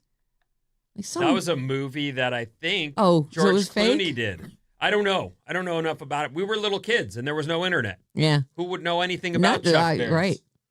I did know that show, and I certainly watched it more than once, but I don't know anything about that. Chuck Barris. Was it a George Clooney movie? Confessions of a Dangerous Mind is based on a person and real events in the entertainment industry. But the central premise that the creator was a secret CIA assassin is widely considered a complete fabrication. Okay. So no. Anyway, rest in peace, J.P. Morgan. The name is familiar. I definitely do recognize her. I couldn't tell you her jokes. They say she loved double entendres and The Gong Show. It was one of those shows where chaos just ruled, and if you watched Maury or any of those shows, they all gave you that same feeling like something bad's going to happen. Right. Here. Remember that the unknown there's a comic little was bit a of- thing on that too. The guy with the paper Yeah, bag, paper bag over his head. There were a few, and Gene and the Dancing Machine. I totally remember. Yeah, it was a silly show, but I bet you that there's places that you can stream old episodes of The Gong Show. Because isn't there a place for everything? the Game Show Network shows a lot of Yeah. old stuff like that. Anyway, is she our third death? She's the right age for it, but Yeah. yeah, I feel like it's really minor. Older celebrities who must be protected at all costs. BuzzFeed, thank you. You're the best. They put together a list of people who are. This is their nice way of giving us a death watch list. Just so you know, it's not cool to do a death watch. People do it, make bets on who's going to die next. And We used to have one in our neighborhood. I know they're around. In your neighborhood? Yeah, we had like a couple weird deaths happen in our little complex, so then we started a death pool on everybody. This That's is in it, the LA? death pool. What's that? Was this in LA? No, Where this was is when I this? lived up in the Oakland Hills with my Gabers. Oh. So my Gabers and I, and we all had a death pool going on Yeah. on the street. But I've heard it on radio shows too, where they're sort of making bets on when, who's going to die next. And it'd be, people not necessarily who are old, people who are troubled. I can think of a few right off the top of my head. It's like, oh, I wouldn't be surprised if I woke up to that story tomorrow. That kind of thing. So who's next? Well, here are the people that BuzzFeed says it's just a list of people who must be protected at all costs because they're getting so old. But what it really is here's some people who are going to die soon. Jane Fonda will be 89 in December. Julie Andrews will be 91 in October. Carol Burnett's 93. That's going to be sad. Oh. Carol Burnett is a huge formative part of my entire comic sensibility. Yep. She's amazing. And she does I have seen her even recently. I want to say I saw her she was on Hacks, which is a show about an older female comedian and her writer. And, very, very old and has had a lot of this. Carol Burnett happen. was a huge part of my comedy life. Yes. Bill Cosby, unfortunately, those records were an early part of. Huge. But I moved as quick as I could to Richard Pryor. Yeah. Whatever I could get Found my your hands lane, on right? of that guy, that was comedy to me. Ian McKellen is 87. Judi Dench is going to be 92. Morgan Freeman. It's Thursday. He's 90-something, isn't he? He's 89. Oh, okay. Dick Van Dyke. Over 100. He'll be 101 in December. Ooh. That's old. Rita Moreno will be 95 in December. June Squibb. Okay. Are you pointing out that we have an avalanche coming? Yes. Yes, I am. Our generation is about to go through What our parents, right? Yeah, watching the people that we watched when we were kids die. Bill Shatner. Captain Kirk. 90? He's 95. Yeah. Ooh. And still doing stuff.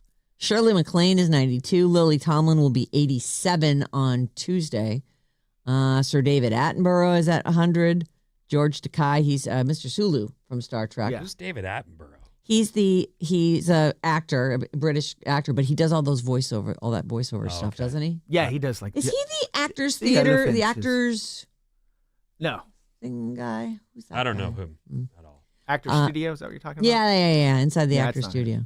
Michael Caine's 93. Mel Brooks is 100. Tippi Hedren, that is Melanie Griffith's mother, and I want to say she's the chick either from The Birds. She's from The Birds. She's not that. It was some other woman who was murdered in Norman Bates's shower. Oh yeah, that's not Lee Tippi. something. Yeah. Sophia Loren, she'll be 92 next month. All these people, they're, thank you for the Death Watch, BuzzFeed. Okay, let's talk about Survivor. Oh. Oops, I just deleted the story. Hold on. It's okay. Stand by. I can find it. There it is. Survivor 51. Yeah. How do they follow the episode 50? How do they do it? They're calling They're it. bummed. 'Cause they it peaked was in a so way that- good, so good. I imagine to finish that season and be like, we did it. Like, this was bitchin' from start to finish. It was epic. And then once all the dust settles, you go, how do we go back to the other one, the normal one, without Well, you it don't. being 2 million? Well, right. That would be nice if it stayed 2 million, right? September 23rd, it kicks off. That's usually right when Big Brother ends. They start the new season of Survivor. So they're calling it Survivor's Open Era. Everyone has to have an era now, where no twist, advantage, or game mechanic is off limits for the franchise. They also say they're gonna try to surprise people. There won't necessarily be the thing you're expecting, and there might be the thing that you were expecting later in the game happens earlier. They are calling it the Open Era. Jeff Probst said that means anything that's ever happened on Survivor can happen again at any time, in any order, without warning. So the age ranges of the cast is 24 to 49. It's 21 players. It includes a professional wrestler, a voice actress, a federal prosecutor, a baseball executive, sociology professor, among many others. What I was noticing is that there a promotions director from Odyssey San Francisco there on that list? isn't, Nope. unfortunately. It's a Ah, mistake. It's a huge mistake. Danae would be so good. I swear to you, because she also does music. Here we are. We luckily have her here with us. I'm just enjoying the days because at some point the rest of the world's going to go, oh, she's a star. Yeah. And Yes. it might be music, it might be television, but somebody's going to take her from us. I agree with that. If she gets on Survivor, she'll at least be on that reality circuit. But there's something there. Yep. That girl. So I'm looking at the photos of these people, and it's a good mix of grown-ups. And one thing I noticed as I read through the whole cast list, Liv Tyler's on it. yeah, she looks like it, huh? Linnea is her name. There are several Canadians, and there's an Irish dude on there. So stretching out a little bit. Usually everybody's from America, and actually tons of people from like Rhode Island. Like several people. I just thought, God, that's not fair. Boston area is very popular. Who's the Irish guy? Well, I'm looking. I think it's Brady. His name is Lewis. Oh. He's down. He's third down on the left. This guy? That guy. I didn't even look at him. Skipped right over him. Well, huh? you just when you hear someone's Irish and you assume that person's white, you go, well, who could it be? And I couldn't. I didn't even think of him. All right, Lewis. So I'm looking through, and I can send you this thing. Well, why don't we post a rundown of everyone? They've got like a little roundup of everybody. Somebody from Atlanta, some Texans. Yeah, there's the first one from Toronto. Will it stay an hour and a half, or will it go back to an hour? hour? So I hope it stays an hour and a half. But I'm not seeing that in this particular roundup here. It looks like a good group. We'll see. But it starts on September 23rd, and the whole cast has now been announced. So, and they call it a game-changing new season, but okay, we'll see. But you know what? I will give it to Survivor. They have done enough changes and added enough elements that they find a way to keep it interesting. It was just that season 50 was so epic that I really did feel like that is going to be a hard one to top. I will say, as a fan of the show, that I honestly thought it was over. There was a point where it started to just get not as good. Yeah, like seasons 8, 9, 10. Yeah, I don't know. I can't pinpoint it, and I've never cared to look back. But I was falling off the show, and it got me back, and I am fully hooked. Yeah, it's a good show. Mm-hmm. And just quickly, I'm going to add this in here. The Real Housewives of Beverly Hills. I don't watch any of the Real Housewives, but I know that a lot of people do. Like my mom is just a diehard for the Real Housewives. And one of them is the Beverly Hills version. And we do see some of those people out in the wild of other reality shows. So occasionally I'll see a Real Housewife on something. I always think of them as being actual like rich ladies who are married to rich dudes and everyone's rich. This is Leah Remini is a star. She's an actual star. She was on that Kevin James show for a long time, King of Queens. And I think they tried to bring her back or reboot that thing too. I don't think it took. Yeah, I don't know. But she's definitely, and these days she's famous because she was a Scientologist. She is now a huge anti-Scientology advocate. So she is joining season 16 of The Real Housewives of Beverly Hills. You know, the name I know from that show, and I might be wrong, like I think I know it, but I don't, is Teddy Mellencamp. Was she on the Beverly Hills Housewives show? I actually do not know. That's John Mellencamp's kid. She and I think was she on had one, cancer, and I don't know if she's recovered. You know who Leah Remini looks like? Marcy. Oh, she does kind of look like Marcy. Yeah, she definitely does. I should think Marcy's cuter. Well, I mean that as a compliment. I hope that's not taken the wrong way. Marcy's obviously gorgeous. Teddy was on Beverly Hills. So was Lisa Rinna. So they've had celebrities. It's been a long run for that show. I just feel like, to me, she's a legitimate star with a hit TV show in the past, and I mean, you got to keep busy. Yeah. Well, clearly she's not getting hired for more parts. That's what right. happens. Well, I think. Scientology's running Hollywood now, I guess. Well, maybe she's starting a wine brand or something, and she wants to platform it, or that is something that happens on some of these shows. Maybe she's got a really fun life. I don't know. I think going on one of these shows seems like a death wish. I know, right? Like it's where you go to die. Arrested or divorced for sure. Right. Well, and also, it does actually put your acting skills to the test. Many of these people do not have any of those. There's been some fun stuff. I just watch. I see clips of it when something big happens. Table flipping. That's just good times. All right, Ben, what's coming up in the news? geez, I'm looking at her list of accomplishments, and her biggest is for sure the King of Queens. Yeah. And then there's just but the show was called Kevin Can Wait. Oh, right. Oh, that was on for a little while. It had 2 seasons. Okay. 26 episodes, whatever. All right. What's coming up, everyone? Well, Yes. I hope you got your moon juice. The Meta Platforms speaks, and more after these.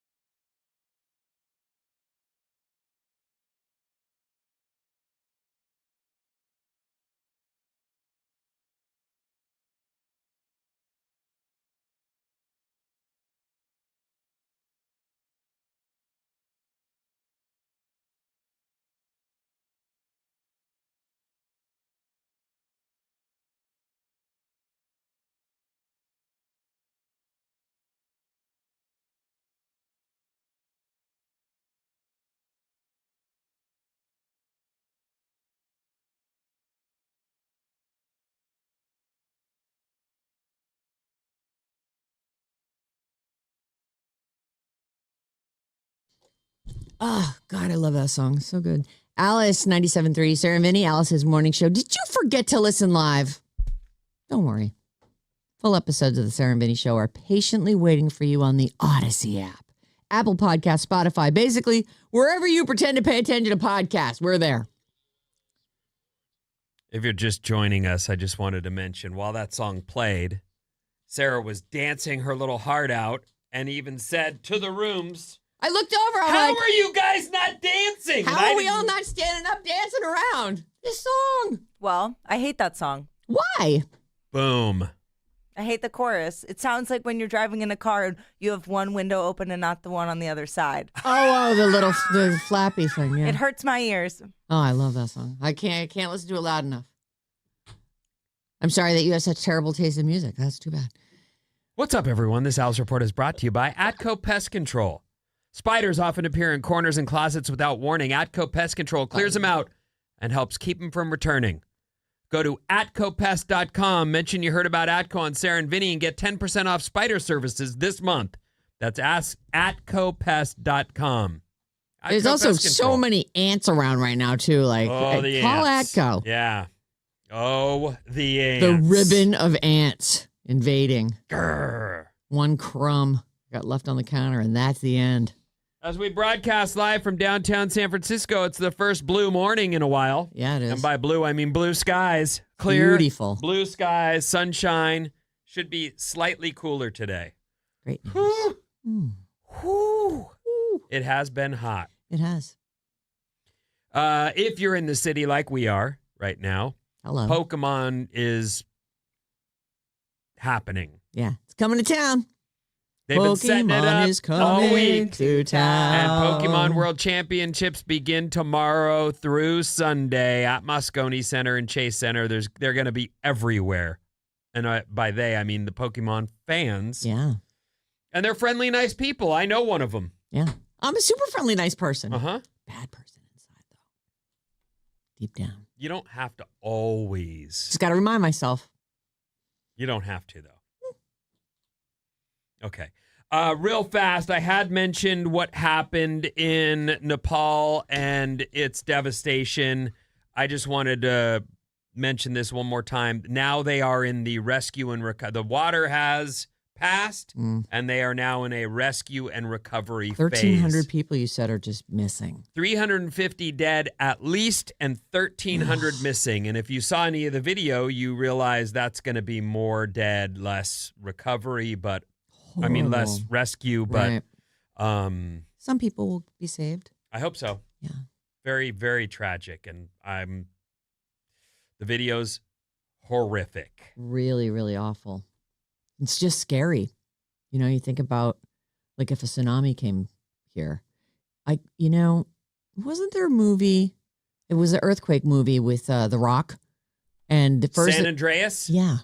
So first there's the big earthquake, and then there's the tsunami, and I didn't watch it. You watched watched it? Oh, yeah, of course, yeah. Oh. Sure. Well, you and the end of things, you just love it. I do. I like to see what happens, just in case. Well, the end happens. Yeah. That's what happens. But it was just, as I watched the water rush in, because really the only way into the Bay Area is through the Golden Gate. So as it's coming, and, obviously the bridge goes.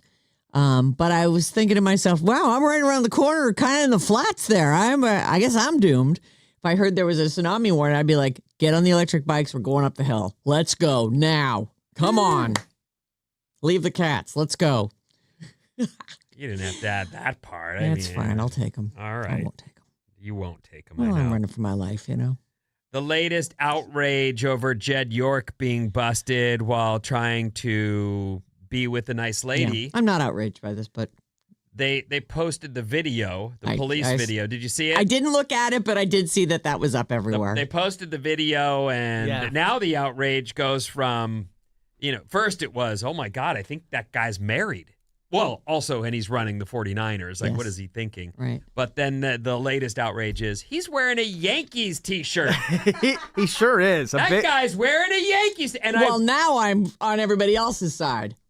I actually think, and I don't know for sure, I don't know this man, but I've done some things that are illegal in my day, and each time you try to figure out, like I was saying, he was caught with $160 and the deal was for $140.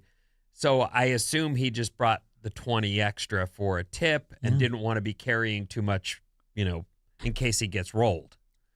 You never know when someone's going to roll you, Sarah. Especially when they're a hooker. Right. Hooker. Which is what I'd expect right away. A clunk on the head and everything's gone and I'm laying there. I come to... I'm a strong pimp hand. What happened? Did I like it? Boy, I blacked out from must have been amazing. This is terrible. Anyway, he's pulled out of his car in a Yankees shirt, and I assume he might have done that, I'm thinking, to throw people off in case they think they recognize him. No, he wouldn't be wearing a Yankees shirt. That's New York. He looked kind of schlubby in general. Yeah, he was wearing a Yankees tee and a pair of shorts. I wonder if that was like part of his disguise. That's what I'm getting at. Yeah. I think he's like throwing... He should have just gone no sports at all. Yeah. But okay. The funny part of that video is also that the cops ask him what he was doing, and he's like, "Oh, I'm just driving around. Just driving through." Yeah, just driving through. And they go to arrest him, and they have his wallet, and the guy's like pulls out the cash, and he's like, "Well, that one was easy. I wish they were all this easy." Like it was so an easy bust for them because he gets out, he doesn't admit anything, but he does immediately puts his hands behind his back. He's like, "All right, I'll get in the car, okay." And then they find the money, and they're like, "Wow, that was an easy one." Well, he walked Exactly right the into it. amount. Yeah.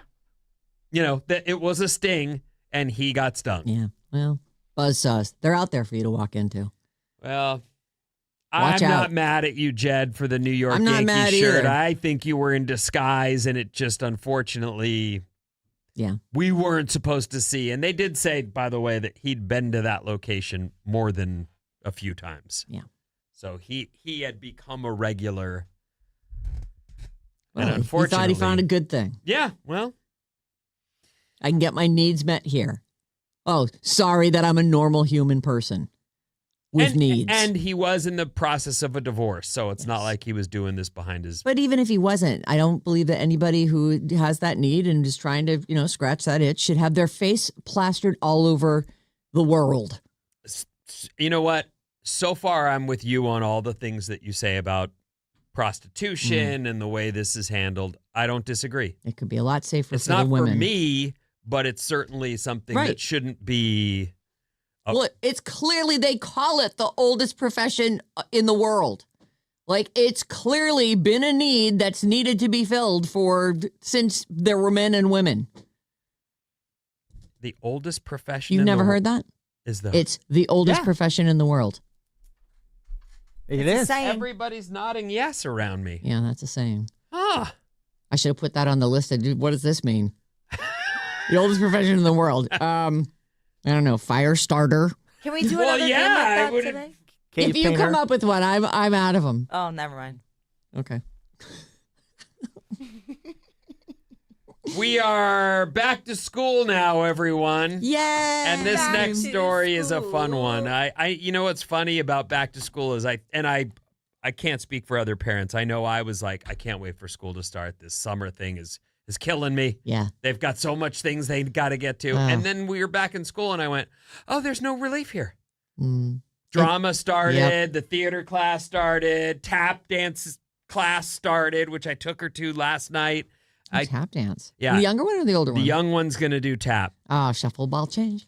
I posted a video. It's a reel if you want to see them. Her sister's trying to teach her. Oh, she is a tap expert. Isla has taken a class, so she's trying to teach her. But then, you got to watch the video if you care. It's on Instagram at Vin Hassan. Does Edie just look up to Isla? She does. She loves her very much. Because Isla's a little triple threat. She sings, she dances, she acts. Isla is just going through that. She's a tween and she's about to turn 13. She's going through that. There's changes happening. There's a lot of things happening. She's not a little girl anymore. But I'll give you an example. This is who Edie is. Isla's friend's mom took the three of them to Target, which is apparently where kids hang now, or at least in my town. And Isla wanted a pair of jorts. And she texted mom and said, I need some money. I got to buy these jorts. They're the hot new item. And I went, no one wears jorts. What are you, crazy? That's not cool. Well, if they're in Target, they're cool. Well, I guess. So anyway, these teens, they don't know. So her mom goes, no. And then she writes me, and I'm like, no, I'm not giving you any. Go home. What would that have looked like? You would just add money to her Apple Cash? Something like that. Okay. So Isla's bummed she didn't get the jorts she wanted. Her sister had just had a birthday. So her sister writes a card out and says, Isla, I'm so sorry you didn't get the shorts you wanted. Here's my $30 from my birthday so you can buy them. Puts it in a card and gives it to her sister with no, I don't know this has happened. Her mom doesn't know it's happened. And Isla comes down and goes, and I was sitting there with Edie doing a Lego, one of those Lego model things where you have to build it with the directions. Yes, yeah. And Isla comes down and goes, Edie, thank you, but I can't take this. And I'm like, what is going on now? And I pull the thing and I look at it and I'm like, you're a freaking saint. You're a little saint. Who does that? That's so I would cute. never have done that for my siblings. I know. Me neither. No way. Gives her the money she'd been given for her birthday so she can go get jorts. It's a window into what Isla was acting like at the Target when she couldn't get the Having a cow? Yeah. Oh, probably. yeah. Anyway, we're back to school, everyone. Yay. Yay. A woman on Instagram is going viral for sharing a mom's group chat. Okay. There's a group, just a mom group. We're all going to meet up. Well, no, they're just talking about school and all these kids are friends. And you do definitely, like Bob was saying, and I know she hasn't had a kid yet, but you definitely try to be friends with the other kids in the class so that you can help each other along the way through the year. So these ladies are all friends. A woman on Instagram's gone viral for sharing a mom's group chat where another mother named Michelle is asking all the other kindergarten mothers, please stop packing Oreos because it makes her daughter Ava upset. So they asked, is there an allergy issue? Like, what's going on? The moms are like, is she going to be okay? There's no allergy issue. Michelle just doesn't want Ava eating Oreos, and she's trying to dictate what other mothers pack in their lunches for their kids. So Ava doesn't get sad when she can't have Oreos too. So Oreos are like her favorite. This is a common thing that you see in the world where everyone wants everyone to change what they do. Yes. So that it doesn't harm them. Mm-hmm. All Or makes of you it so much guys. so much easier for me if you guys don't. If you'd all quit drinking, I might be able to. Yeah. Well, that is actually a good one. If we all quit drinking for all the alcoholics. It's like, I honestly think they called that prohibition back in the day. No, we'll What? solve this alcoholism problem. No more alcohol. Charlotte says she's the mom that packed the Oreos and says with respect, I'm not changing my daughter's lunch because your daughter wants an Oreo. Yeah. I feel like if I was a mom, I might start packing an extra one for Ava. for my daughter put to her give name to on her. it. The moms are calling it Oreo Gate, and when you go, this is an ongoing thing on Instagram. When you look at it, they say, of course, is this about an allergy? No, nothing allergic. It's just that she wants Oreos because you put them in her lunch. And this thing goes, there's 12 parts to this. I'm only in part 1. Oh, goodness. But these moms So does continue to go. Does it get really One of the angry? moms goes, I thought maybe you were asking this because of an allergy issue. No, I'm going to continue to put this in my kid's lunch. I'm the one that sent the Oreos. And the mom goes, would you mind not sending them again? And she goes, no, I'm going to send them because that's what my kid eats. My kid likes those, and I like to make my kid eat the things that she likes. And it's a nice treat. You know, a couple Oreos. I'm not trying to control anyone. I'm just asking that you be considerate. With respect, I'm not changing my daughter's lunch because your daughter wants an Oreo. Now, I do see that the moms could, jump right in line. Sure. Yeah, all right. No more Oreos. But this whole controlling the world around you That so is the you problem. don't have to deal is one of those, it's the longest frustration. Like that's when... This is an opportunity for you to talk to your daughter about impulse control and don't beat up the girl who's got the Oreos because you got to have an Oreo. Like you can't always get what you want. Wow. A life lesson. Right. It goes back to that exactly. Like you're in school because socializing is part of the school experience. And just because someone else has Oreos doesn't mean you also get them. And if you're going to cry like a little baby, maybe we'll take you back to nursery school and you can start over again. If some mom told you or John, please, whatever you're packing in your lunch, for the reasons that it's too much temptation for my child, would you be able to be polite back, or would you? I don't know. Depends who it flame is throw and how them? they ask. I don't think I'd flame. I don't think I would flame throw. I would completely flame throw. That's stupid too. It's stupid to ask someone else to Because not I let still their have kid to have Oreos. deal with this person.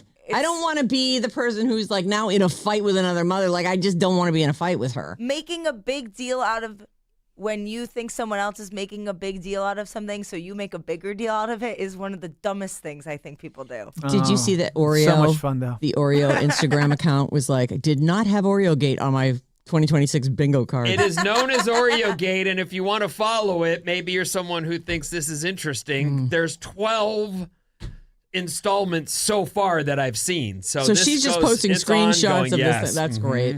So funny. I love it. How old do you think the moms were? I haven't seen the videos. The kids are kindergartners, and while, in my life, it makes perfect sense to have a child at 50, most parents, my kids' friends' parents, are in their 30s.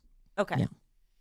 That seems to be the norm. And when I recently at the birthday party, when I said I'm 57, one mom went silent, but like her jaw dropped, and I was waiting for her to say. Christina's their age. She couldn't come up with anything. She just sat there staring at me, and I went, It's like, yeah, I had my own grandchildren. What? "Yeah, Have an Oreo.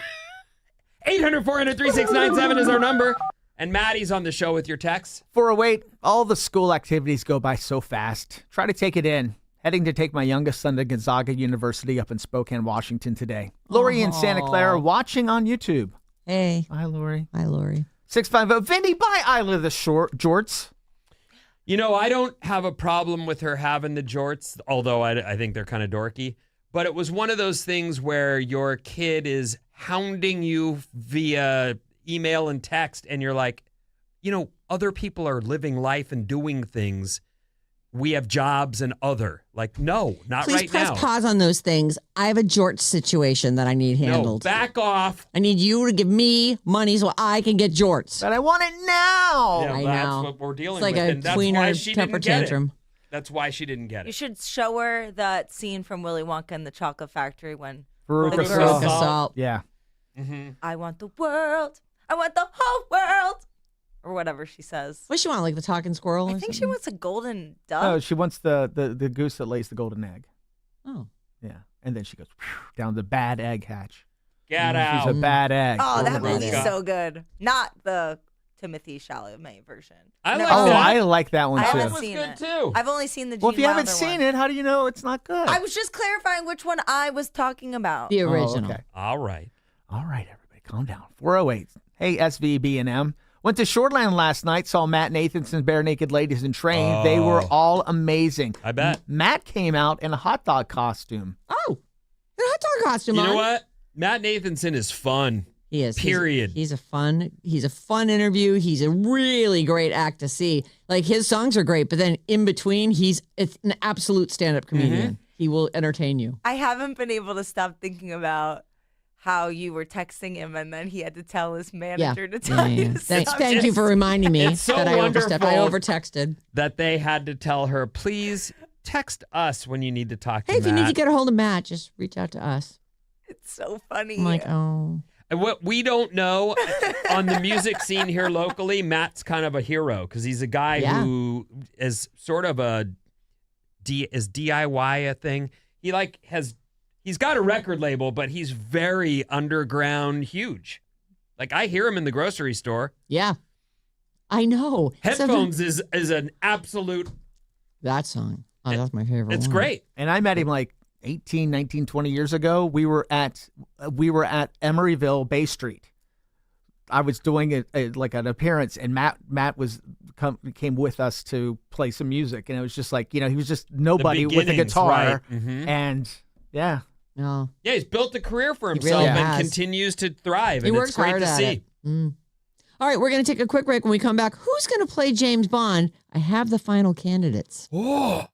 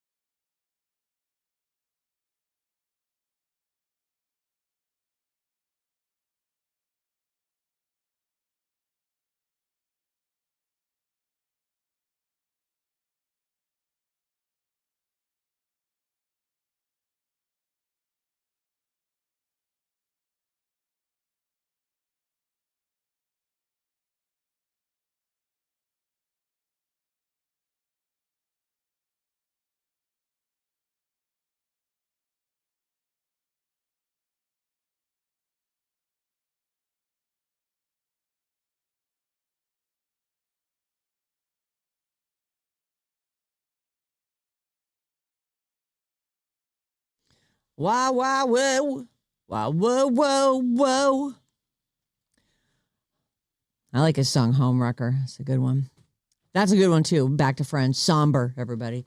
It's Alice 97.3. Sarah Vinnie, Alice's morning show. Disneyland tickets 1 hour from now. 9:05, 12:05, and 5:05. 3 times a day we give you code words.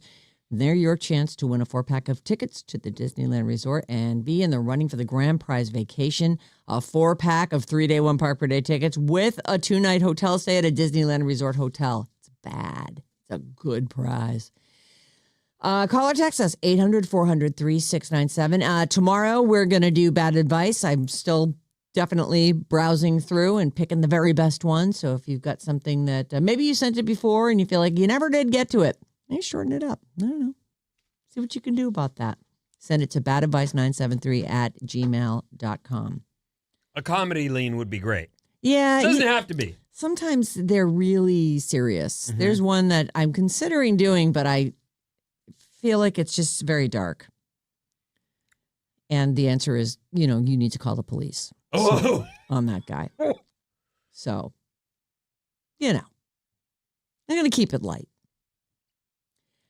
Okay, James Bond. I'm not like a huge Bond fan. I've liked some of the movies. And do you feel like you've seen every single one?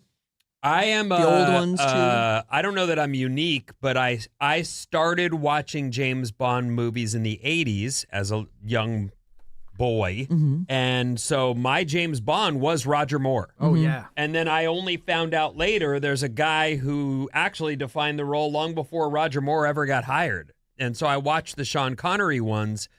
And while I did feel like he was more manly and more likely to win a fight than Roger Moore, because Roger Moore seemed, I don't know. Debonair. Yeah.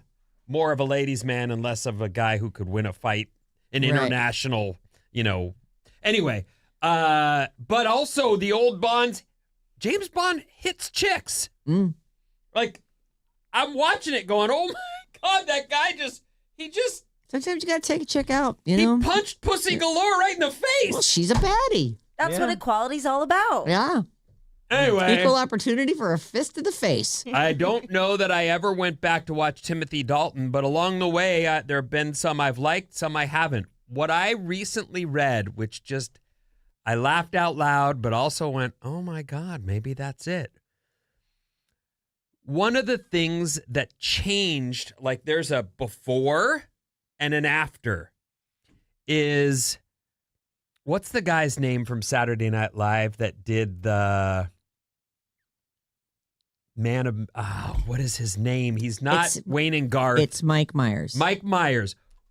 What was the thing that he did? There's like 3 of them. Yes. Austin Powers? Austin Powers ruined James Bond. And they reacted. They went, he's made a joke of everything we've ever done, and we can never do it again. They got rid of the sinister guy with the cat on his lap because they made fun of that in Austin Powers. They got rid of the mountain lair because of Austin Powers. And ever since, that's where the Daniel Craig version took over, and it became less of that stuff and more real fighting and more, which is kind of too bad. It's funny, but they truly said that those movies made fun of everything we've ever done. Well, and they were even called like was it Goldfinger? Not Goldfinger. Yeah, Gold member. Instead of Goldfinger, yeah. Right. Well, to be parodied is the highest form of compliment, right? But for them to react by saying, we can never do that again, it's a joke now. It was once our bread and butter, and now the mountain layer is out. Right. It's all that just, the lore of 007 and spy movies in general. So that is why if you saw the Daniel Craig version and it seemed less fun, it just seemed more like serious, like a Bourne movie, actually. Yeah. That's just an where action the change movie. came about because of Austin Powers. Sorry, I didn't have that in my head, the name of that movie. We all got there. Anyway, so who will take the reins going forward? Because I love them. I still love them. They say that they've got it narrowed down to 6. Okay. Some of these names I've heard, others I haven't. I asked Maddie to pull me up some good size shots here so you can have a look. All right. And who's saying this? Because This I've seen is every name in Hollywood I in the know. rumor mill for James Bond. And it's been ongoing for years now, but Amazon needs to make this movie. they have to figure out what the next installment is going to Right. be. So what I had seen only a couple days ago was it was going to be some complete unknown guy who was very Roger Moore looking, very slight and British looking, you know, like a weak jaw. You know what I'm saying? Yeah, I do. So, in fact, I actually looked at this kid. He is a kid, like he's probably in his late 20s, and I was like, he looks like Scott Capurro in a way, like if Scott Capurro was James Bond. Oh, Yeah, I was like, I don't know. So anyway, that kid's not on this list. all right. So this is according to Page Six. They say somehow they have in Page Six. They're down to 6 candidates, and they are a guy named Jack Barton. He's the guy. Oh, that is the guy. This is the guy. I Who don't looks like a it. Scott Capurro. This is the unknown one. That's the unknown guy. He is from Poor Things, the movie Emma Stone did, which is absolutely great, and Netflix's Heartstopper. I don't know that one. But he looks like a British dude, but picture Scott Capurro.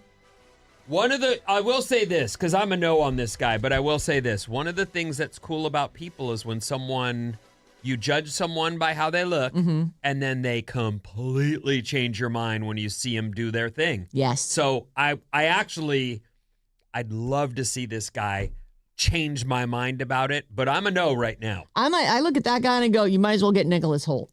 I don't remember this guy from Poor Things. I don't and either. I loved that movie. I know. It's such a good movie. Does he just have a tiny little role in it? Is he maybe like, one of the twisted people? Does she date him? Oh, I don't know. Anyway, that guy.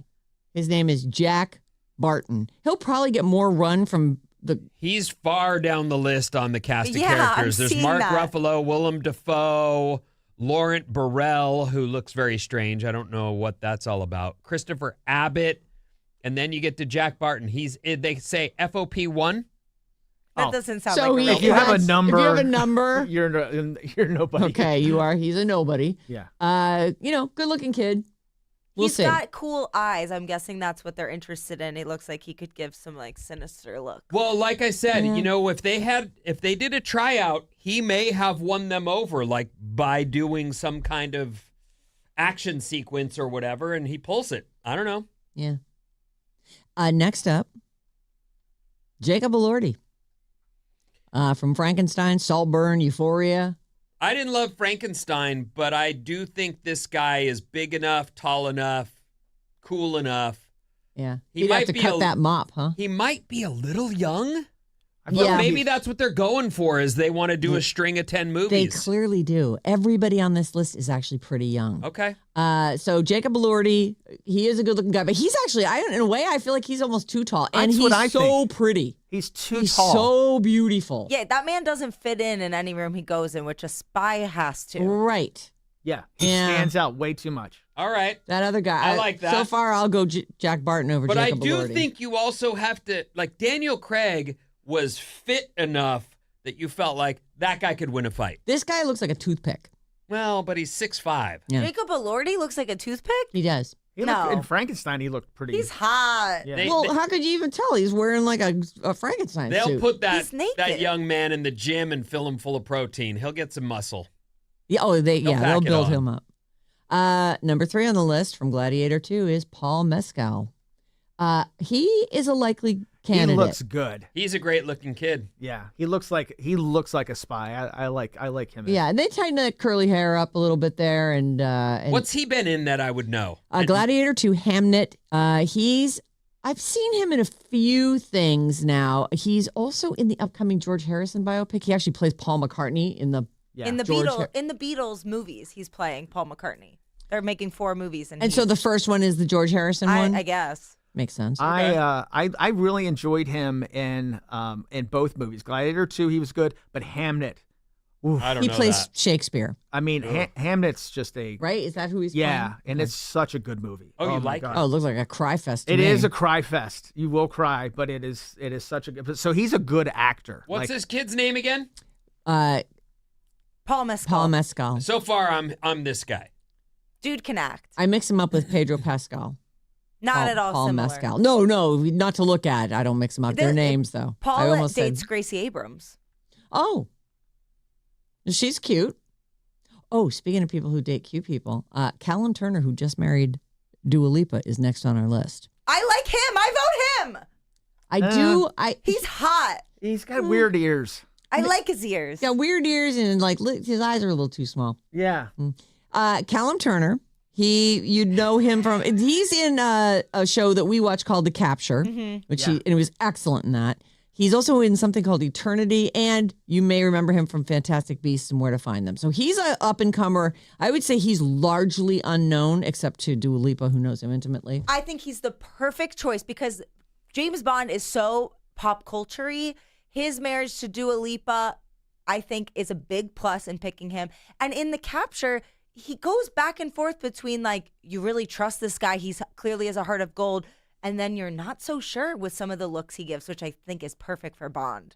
I think there's a think couple. he's too There's a weird couple looking. people on this list even so far that I'm like, okay, I would give that guy a chance. I'm not the best judge of men. I think he's good looking for sure, and he's symmetrical in all the right places. But I don't necessarily believe him to be Bond. I don't see Bond there. I don't see any Bond. I gotta say, those ears are distracting. This is a head-on shot. I didn't really notice that he's got bulbous ears. Those are ears. But I would again, if he's someone who can pull, the action sequences, and that's a big part of it. Yeah. You got to be convincing. Yeah. Next up is a guy by the name of Jack Loudon. He's from... Oh, I was hoping he'd be on the list. He's from Slow Horses, Dunkirk, the Pride and Prejudice TV series that's coming up. He's a guy, he is recognizable to me. He's a ginger, and he's bearded in this particular picture that we're looking at, where he's getting, he's on a red carpet or something. I love him. I love Slow Horses. One of my, I can't believe you don't watch it. He's a little older than everybody else. So good. It reminds me of The Capture and other shows, and he's very good in it, but I don't get Bond from him. He's a little too, I don't know, he doesn't seem in Slow Horses, refined. He plays kind of like a nice guy, kind of wussy. But if you watch him in The Gold, which is a British miniseries, he plays a much tougher. The Gold. Yes. Wow. I'll have to write that down for me and John. Yeah, it's great. He plays a much tougher macho guy. I think he plays a fence or something on that, where he's like more of a bad guy. Oh. I think he could totally pull off James Bond. All right, that's Jack Loudon, Slow Horses, and Dunkirk, I guess. We're talking about James Bond casting right now. Yeah. They've Supposedly, finalized it to 6. Well, I don't know if this is official, but this is what page 6 is saying is the final 6, final 6 contenders.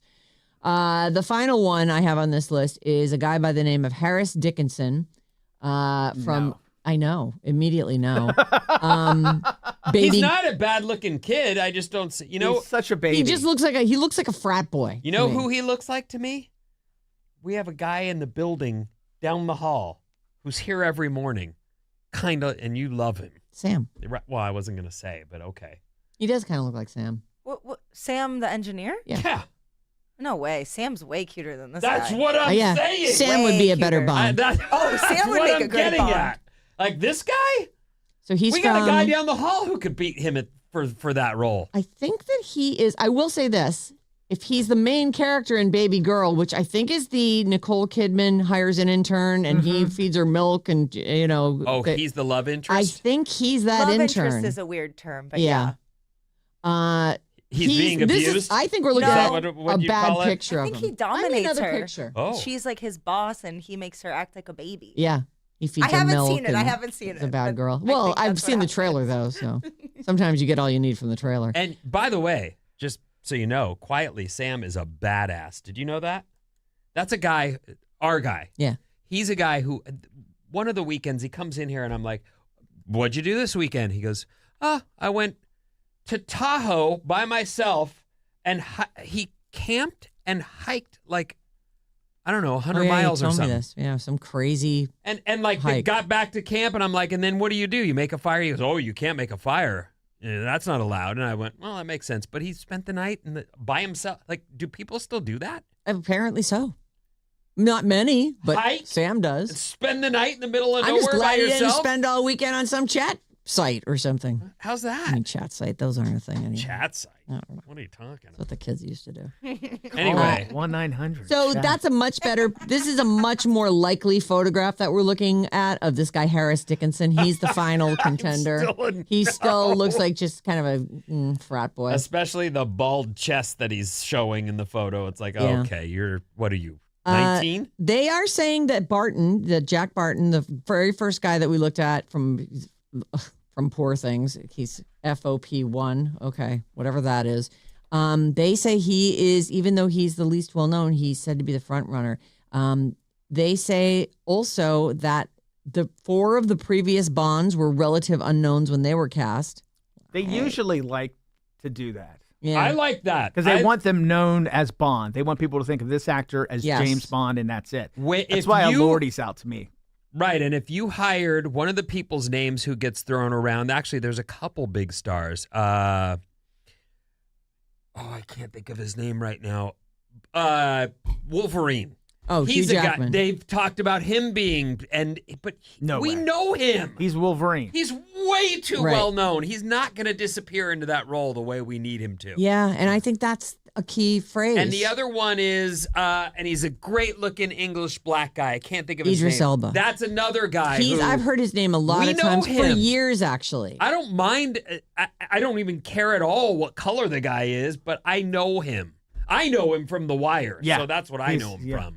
But he's, I like the unknown. That might be why this guy gets it. So Yeah. in the room, who do you vote for?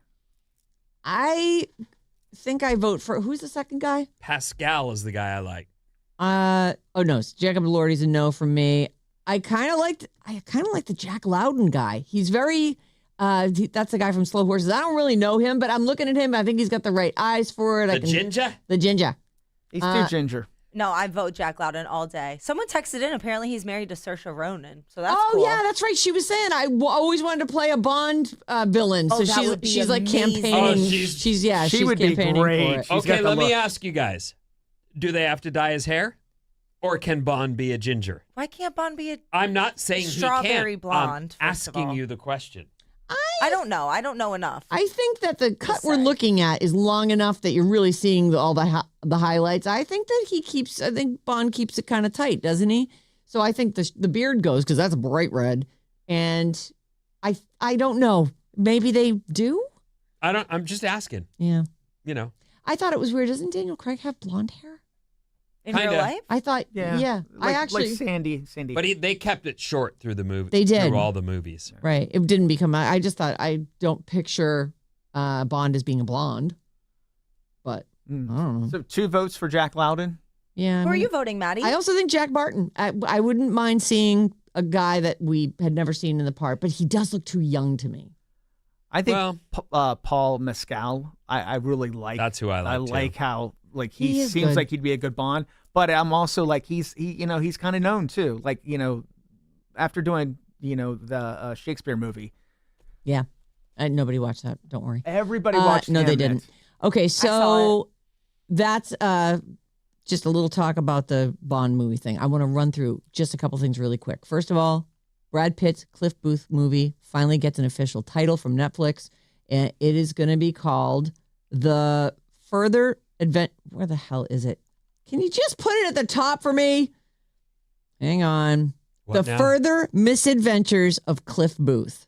I like it. That's the official title. It is going to have a 2-week IMAX run globally starting November 25th. And then you can start streaming it at home on Netflix on December 23rd. Quentin Tarantino did write the script. I do not believe that he is directing this. He's As you not. know, he's only going to do one more. And there was a brief trailer that you can find on Netflix if you want it, but Cliff Booth movie is officially titled The Further Misadventures of Cliff Booth.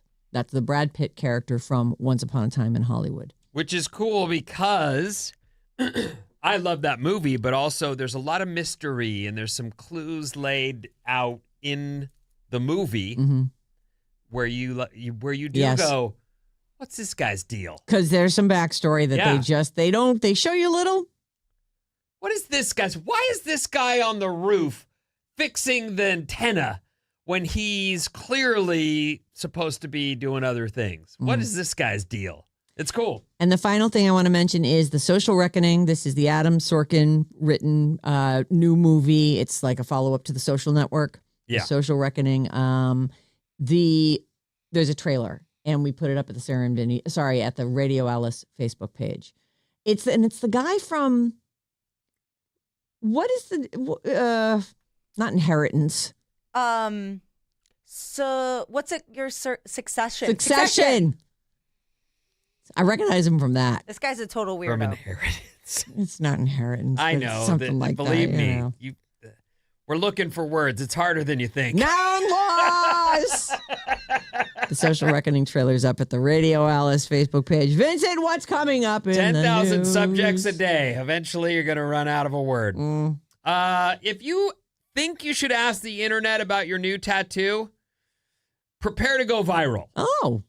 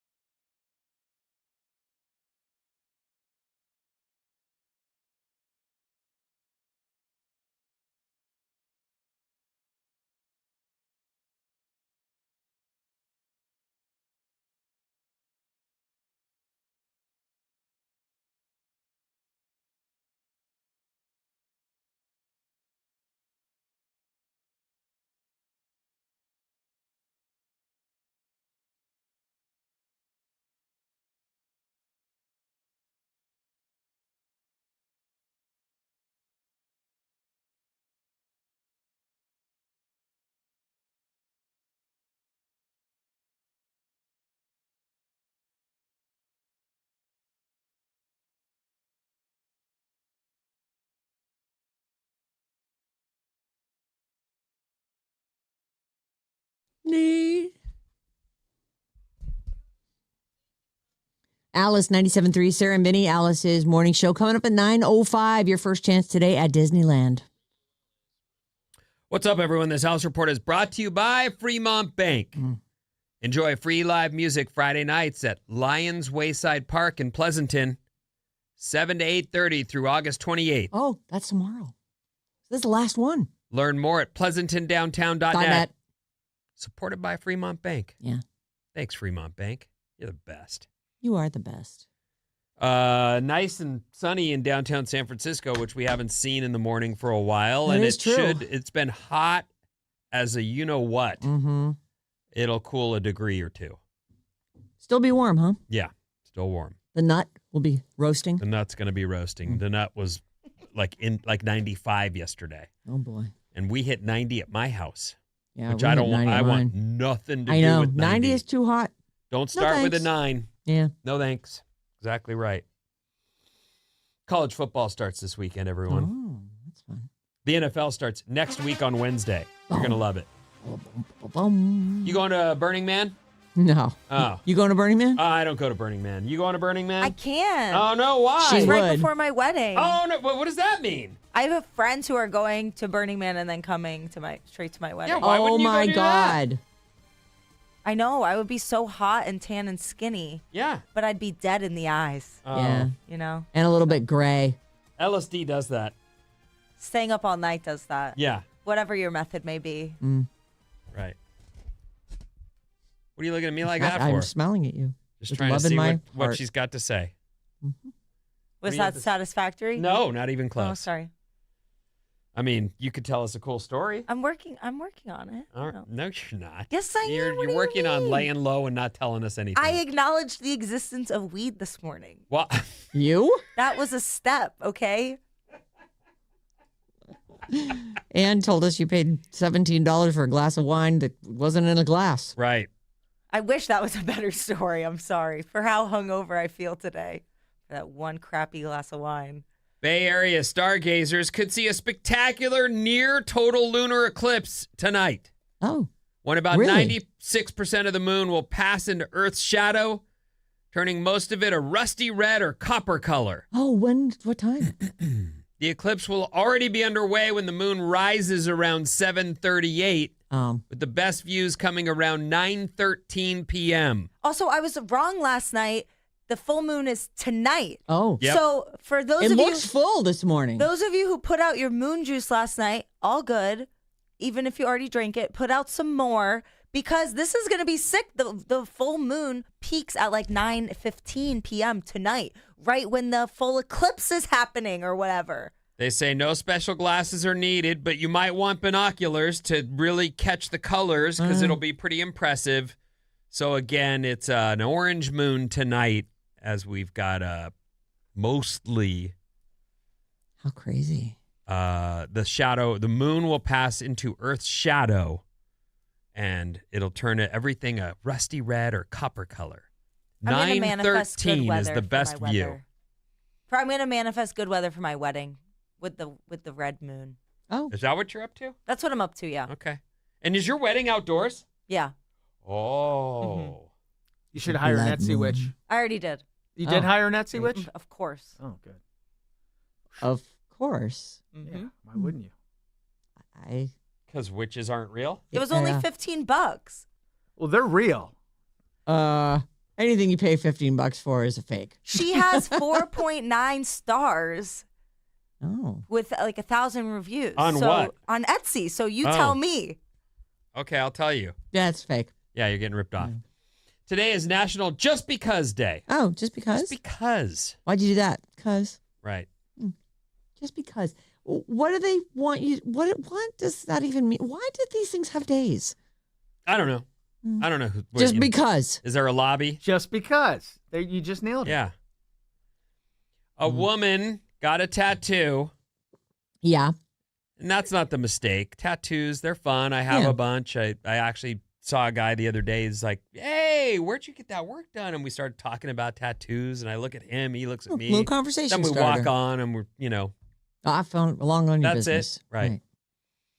Anyway, this woman decided, I just got this tattoo. Yes. I fear it looks like something. Oh. And I'll ask the internet to help me out. Well, okay. They confirmed everything she feared. Which is... What is it supposed to be of? It is... Okay, so a woman is asking the internet if her cute bow tattoo looks more like a D. A bow that looks like a D. Like, is it just like supposed to be a ribbon that's been tied in a bow? Is that correct? And I love on the internet, gay man here. Oh, the gays are weighing in. All right. One of the comments, gay man here. It is definitely as bad as you think. Oh. So that is not the way to put your mind and heart at ease. Oh, I see. And it's the distant shot. You got to pull up the distant shot where you're just far enough away that the two ends of the bow join. They're gathered at the That's top, and then the ribbons bless you hang down and meet Bless you. at the bottom, so that they close that is a wiener. Mm-hmm. There's no question. This is the view right here. Yeah. When it's a little tattoo on her arm. Yep. And the two bows are the scrot, and then the extra the that twig comes down. The twig and the berries are well represented. It also has some freckles that look like they might be what? Being dispersed by the bow. Well, she's freckly. Like, look here. Look at this one. You know what it looks like? Oh, my. You see what I'm saying? Yeah, they're not even freckles. Those are actually additional tattoos, tiny little stars. Oh, they're stars. Oh, my God. Oh, no. Somebody added those. Oh, they did. Okay. That person said, She writes, does it look like what I think it looks like? It does. And she says, be honest, let me know. It looks like Squidward. And then the internet gets with after the long her. nose. That's so funny. It does look like Squidward. Do you want the nice answer or the truthful answer? Yeah. They just started. Gay man here. It's definitely as bad as you think. Oh, babe, says one of the commenters. Oh, babe, you're about to go viral. Yeah. And she did. So the tattoo fears she had were not only realized, but now the internet has turned her into a viral sensation with a D tattoo on her arm in plain view. Truthfully, it's tiny. It's like the size of a teaspoon. One commenter says, to be honest, I wouldn't have known that was a bow. It's really bad work. It's not great work. And I also question, like, to me, that's like a finger tattoo or something. It's so tiny. You would almost like put that behind your ears. You know, those tiny little, it's like it's in the middle of her arm. Another commenter says, you should get it colored a soft pink. That'll fix it. Oh, yeah, that's a great idea. Should like nestle it in a bird's nest. Yeah. Here's someone who said, I fixed it, and they drew a stick man around it. Oh, with the legs. Man spreading. Yeah, man spreading. Yep. Yes. Oh, Fixed boy. it. So, unfortunately for her, she will never see this tattoo as anything but now. And she asked for it. Yeah. So, and what I would urge her to do is not fix that. No. That's your new just tattoo. You're just going to make it worse. No, yeah. And you got to go viral. You went viral. It's your tattoo. Anyone who gets close to it and says, why do you have, they'll get close enough and go, oh, it's a bow. My bad. Yeah. I have a dirty mind. And you know what you should do? You should, call everyone who says they think that it looks like something else a pervert. It's a bow perv. Yeah. Pig. Yeah, get your head out of the gutter. Unless they're cute and then be really. And then right. Yeah. That's how it works. Fun. Right. Shopping malls. Yes. Have stepped in it. That's weird. Shopping malls, you don't think of them. I mean, I guess you do think of them as a collective. It's a place with all the stores. Yes, but they're individual stores. Shopping malls are charging for prime parking, and people feel like they're being excluded from decent spots if they don't have the dough for it. Oh. Well, one of the things I will say, as a young person, I used to believe it was worth driving to the very front to see if I was going to have good parking karma or a good, just to see. Yeah. Let's just see. Now I'm more likely to just go, I'm not even going to, just park when I see a spot and head in. I like to park far away and get some steps in. Oh, you do it on purpose? Yeah. Oh. I haven't been to the mall in so long. Why? Malls are fun. I guess. We got a couple good ones in the South Bay. Yeah. What is it called? Valley Fair is a good one, and then Santana Row is another good one we go to quite a bit. Yeah. They're fun. They're cool. We have a couple. Lots of good malls shops near us. I do feel like they are suffering. The malls. Well, that's one Some of the big chain the people stores who are are gone. upset are like, you know what? Why do we even bother going to malls anymore? The backlash over charging for parking should not That is lame, though. exclude you from going to the mall. I feel like if it's a parking lot, you want us to come in and patronize your stores. Stop charging us extra money to park in a good spot. That feels lame. Preferred parking is lame. It is. So whoever gets the next spot gets it. Sometimes you win, sometimes you lose. Well, If you've got you know what? Go get an injury and get one of those placards. Then you can park right in the front every single time. Otherwise, just walk. It's 5 extra feet. Get an injury. Go get something wrong with you. get an injury. So you stub your toe and you can get a placard. Yeah, maybe. I will say, well, after I had my hip replacement and I had the placard, it was quite enjoyable. Oh, well, you've got parking everywhere you go. Everywhere I went, I'd be like, I'll get there whenever I get there. I'll pull right in. They're saving a spot TV for parking me. up front. Yeah. It's actually Hold on a annoying minute. when it's been taken. You're telling me, like, after the surgery, they put a handicap placard, like, in your shirt or something and say, No, I got a handicap placard to put in my car. Yeah, you That's hang. what I'm saying. Who gave it to you, though? The doctor signed off on it. And then you apply for it? You get something from, I guess it was from the DMV probably, and the doctor just has to sign it. And And it that's- puts it on, and you- and you take month it. long, 1 month, 2 months? I think 6 months? I think I got a couple months out of it. Yeah. Damn. I saved a lot of money in parking garages. Or you did. Oh, thanks. OnlyFans millionaires. We Yes. keep hearing about them. We keep hearing. I have a feeling there's like 10, and that's it. Biscuit. What's her name? Oh, Pumpkin. Pumpkin Biscuit. Biscuit is I like that Apt. name much better. is rich. 15 grand a day, she says she's making. Yeah, that's good money. Oh, but that's beyond good money. Pumpkin is rich. Rich. Paid off. She just paid off her house. At $40,000 house. Yeah. I know. So weird. OnlyFans, the actual site, the company OnlyFans, says that there are 5,076 creators who have earned more than $1 million to date. And how many creators are there altogether? I don't know, but I do know that seems like it's very surprising that they even have that many. You said 5. I know. I agree with that. You said 5,000? Mm-hmm. OnlyFans takes a 20% cut of gross revenue generated by Wow. the site. So they are your agent. I didn't even think of And that. that's the most expensive agent of all time. So if you're someone who has a huge following and you go like that's more than any agent could legally. Well, I guess if you sign a Yeah, contract, then you but can. 20%, no one wants to pay that. 5,076 creators have earned more than $1 million on the platform since it launched in 2016. They've paid About 0.1%. There have been 5 million creators on there. 5 million people who took off their clothes and said, I'm going to be a millionaire. And of them, 1/1000th of them have made $1 million. They've paid out $30 billion to creators in the last 10 years. So they took 20%. They've made Of that. quite a bit of money off your nudes. Yeah. Yikes.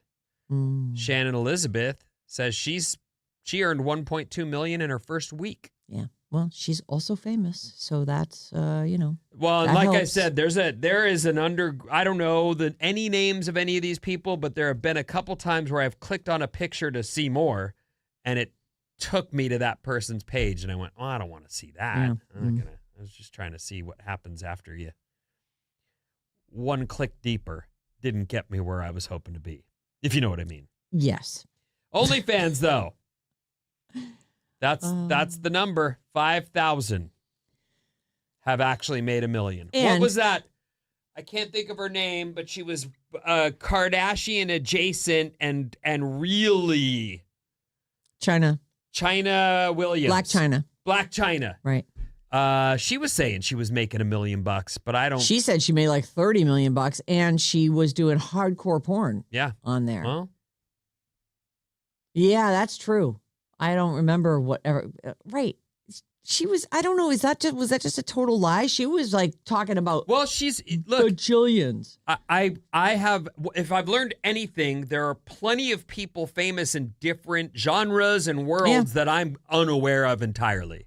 And Black China is an example of that. I don't know her work. Right. But when I know her name. Yeah. I saw the video of her fighting at Disneyland. Oh, that was a good one. Right. Where she's swinging oldest kid a baby stroller at somebody. That's classy. Eek. Our text number is 800-400-3697. Maddie's over there. He's chomping at the bit. He's got a lot of texts, and he wants to share them with you. There are a lot of texts. 408, Valley Fair and Santana Row both charge for all parking. Then they do prime parking for even more money. What? Ridiculous. You pay to park in their lot? Yeah. At a mall where you're going to go to spend money? It's not one of the it's so big that they've got like a high-rise parking garage. Yes, a high-rise garage, and I'm sure, I don't feel like I paid, but I must have. Yeah. 707, they're now having raves at malls. There's one September 5th at the East Ridge Mall in San Jose. Oh. Have a rave Hear that? mall. Hear that? Fun. Yeah, there you go, Bobby. I won't be here, but you should go if you live there. Yeah. We'll be getting married. 510 reminds me of getting pom-poms embroidered on my Letterman jacket. She's talking about the tattoo, and they looked like boobs. Yeah, I think I remember that. You get it. Well, if you pom-pom them right on your chest, of course they look like boobs. Well, I think because they're together, they would be like, Oh. Yeah, like a pair. I don't know that. Nice. I don't know that one. 925, no moon juice tonight. If you drink it from a full moon eclipse, you can become a werewolf. Ow, and Martinez. Don't it is do a blood Bobby. moon. I mean, that would be interesting. Next life chapter. That would definitely be a new. I'm gonna guess Susan might be a little upset. He'd support me through that. It's a vibe. In sickness and in health. Through your werewolf era? Yes. Yeah. Okay. It's such a vibe. That's what being married is about. Oh! Okay. Accepting. Oh, thank God she's here to explain it to you. Yeah. That's big. Sorry. 925, we are not the nut, Maddie. I don't know why they're you're okay. the That's the correct weighing in. It's a good nickname when the person doesn't like it that much. Yeah. There's a better one when they don't like Especially it. when it's hot nut. I mean, when it's hot there, Yeah, so. Hotter when they hate it. Sarah and Vinnie, catching up on all the old podcasts. All the people love your singing, Sarah. And all the people love your specialness, Vinnie. And all the people love Bob and Maddie.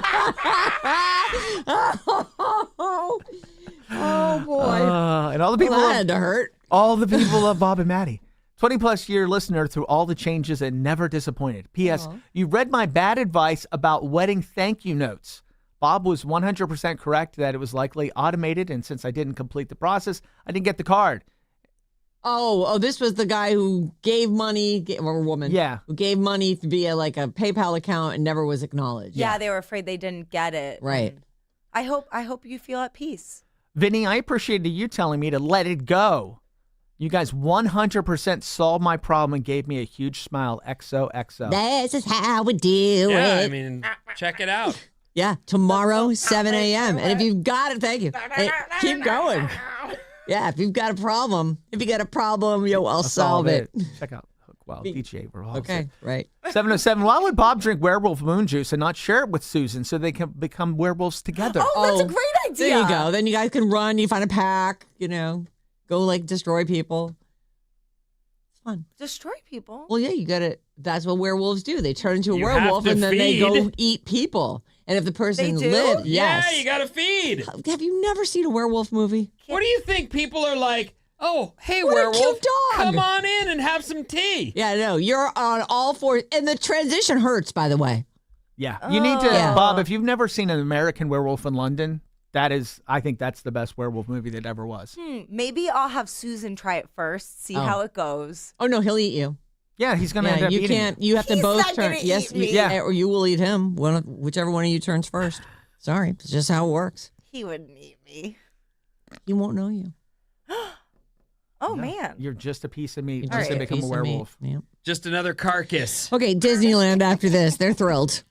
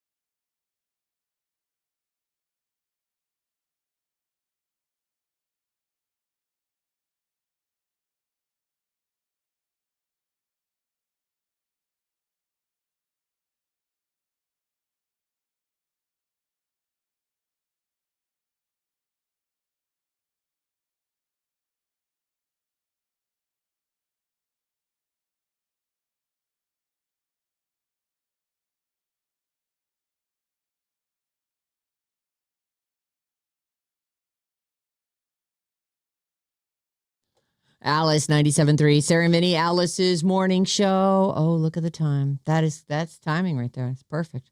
Tickets for Disneyland, everybody. Take the code word VACATION, VACATION,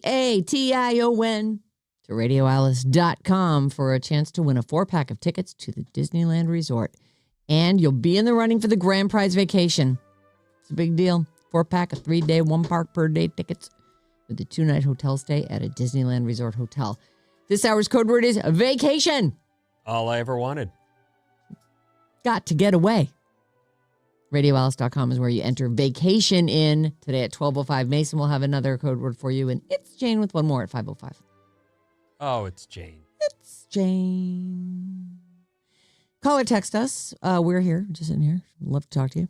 800-400-3697. You can email us anytime, Sarah and Vinnie at Odyssey.com. But it is Thursday, and tomorrow is Bad Advice Day. So please, fill my inbox up. I love reading your problems. I mentally solve all the problems, and then I share them with the crew, and they tell me how wrong I am on Friday mornings at 7 a.m. So please, badadvice973@gmail.com.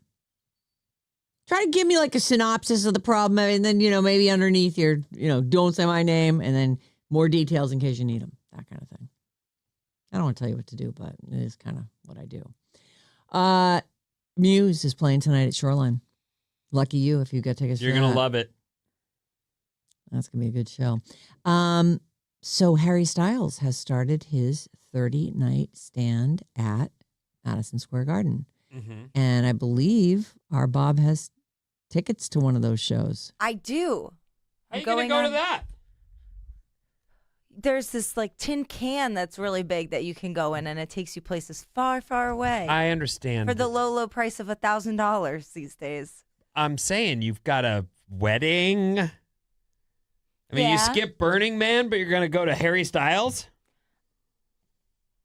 Yeah. Oh, all right. I'm going on the 25th. Of September. Yes. Is So that a I won't be here that weekend? day. Oh, damn it. It's a Friday. What else is she's new? going to be one of those people who takes their honeymoon 5 separate days. 100%. 5 separate times. Yes. Is Susan going with you?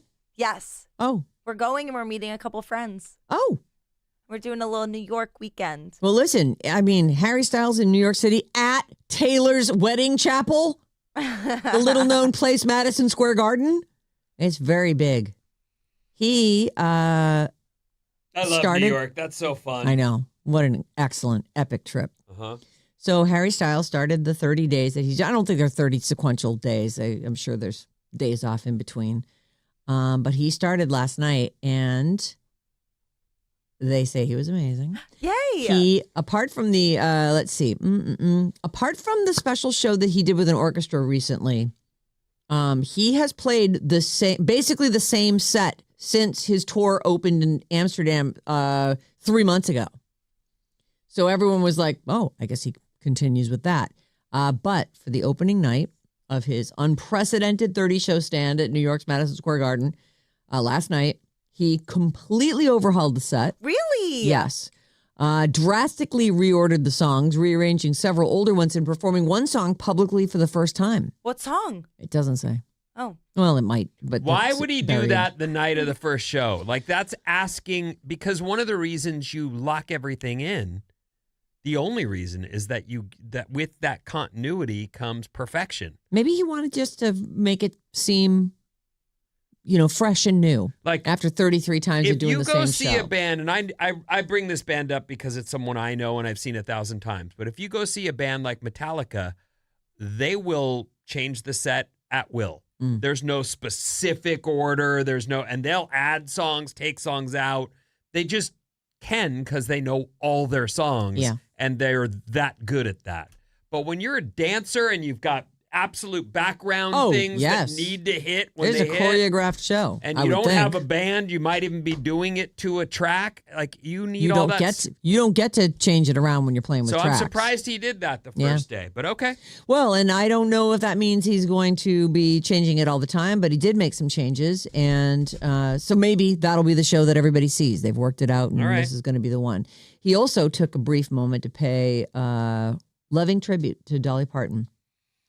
He paused for a moment late in the show to say, I just want to give a proper thank you to all the musicians who've inspired me over the years. Dolly, we love you. Thank you so much.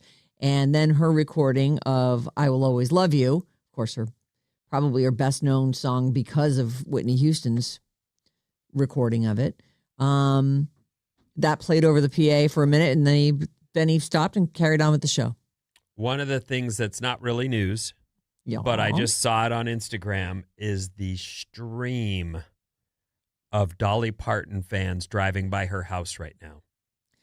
Do you mean the mausoleum thing, or are they doing that there too? Because there are hordes at the place where her body's going to be. No, laid this to is rest. in front of her house. They're driving by Dolly Parton's house, and the line of cars is at least a mile long.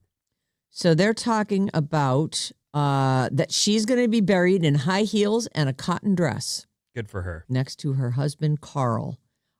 Hordes and hordes and hordes and tons and tons and tons and thousands of Dolly Parton fans have descended on Nashville, period. Is it possible she's getting married at her house? Buried? I'm sorry, buried, not married. Married to her husband who, in death. They're married in death now. I don't know, but the string that I saw was in front of her house. They could be going to both places. If that many people made a pilgrimage to Nashville for Dolly, why would you stop at just her house? Yeah, and actually, they are confirming in this story she's going to be buried at Woodland Memorial Park and Mausoleum, which is in Nashville. It is not at her house, but I have photos of all these people at her front gates and people at the gates of the mausoleum, and there are people gathered round. It's funny looking up her walkway, or I guess it's a driveway, big gate, and there's a bazillion flowers out in front, and if you open up the gates, it actually looks a lot like Graceland. This the front walk of her house. His house, that's Elvis's home that he lived in, and I've been to it's a museum now. You get a little tour. You went to Graceland? Yeah, you get a little tour through it. It's sort of, I mean, it's a big house, but it's not like a big mansion or anything. I think it's in Memphis, right? Is that where? Yes. Okay. So, and it's a white house with green shutters, or I think it was anyway. Maybe they were black shutters, but it's just a kind of a plain looking house. I was underwhelmed. Yeah. Even all the ceilings are low. I'm like, I really expected this to be a party palace or something. Well, wasn't that the place he bought early on, and then he wasn't there? Oh, he lived at Graceland. He died there. Yeah. On the toilet.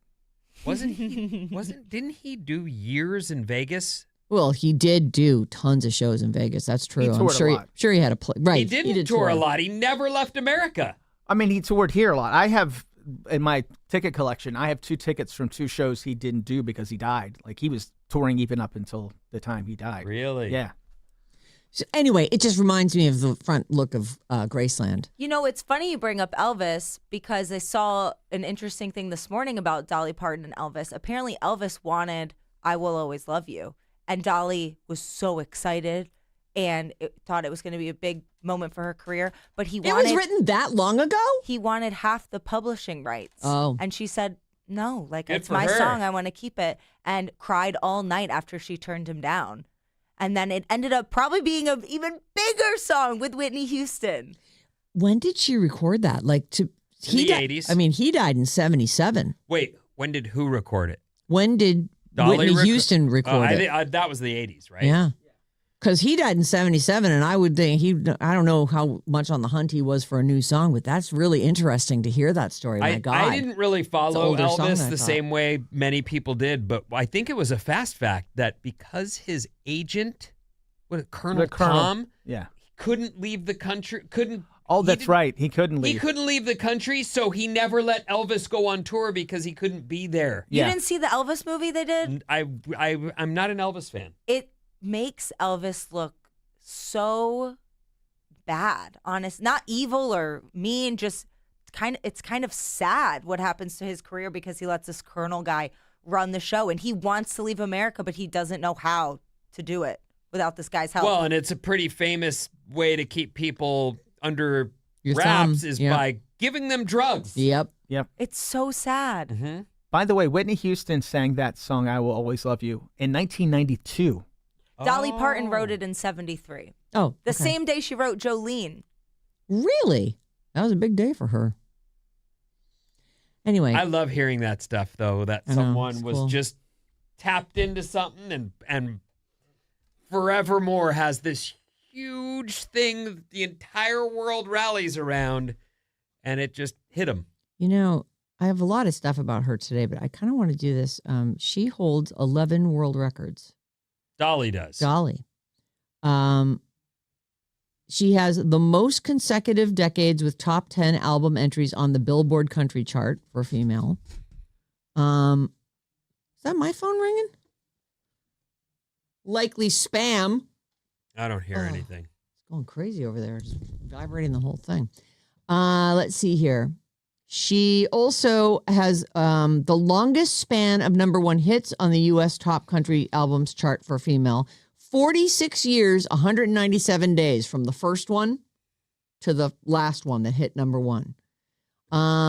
And she's got the most decades with the top 20 hit on the U.S. Hot Country Songs chart to 7. That was because of the duet she did with Sabrina Carpenter, a remix of Please, Please, Please. She did that. That broke into the top 20. And she's, although I got to say, these feel like records that you know, if it was top 10 or #1, it's like, oh, we want to give her a record. We want to give her a Music world records record. are over anyway. I mean, Right. it's fine, though. So her other records, most top 10 entries on the U.S. top country albums chart for a female, 49 songs in the top 10. Most studio albums released by a female country singer. How many albums has Dolly Parton released? 36. How many albums? How many albums? Most studio albums. 52. Whoa. 23. 66. That is Wow. a point for Maddie. Whoa. I know. There was a time, though, and it was in the 70s where the music business was on a run, and they would send a band out. They'd do a tour for the album they just released. They'd get back, and they'd already have studio time booked. Yep. And they'd have to make another album. Make an and head album. out. I know it's a ridiculous thing, but it was a band I grew up with. Kiss was doing 2 albums a year and touring in between them. There were a lot of Kiss records. Like 2 a year yes, for a it was while crazy. there. And that's one of those things where you go, how do you? But if you're on a run, you're on a run. She was also the first country singer to be nominated for the EGOT. So she got nominations on all the Emmys, the Grammys, Okay. the Oscars, and the Tonys.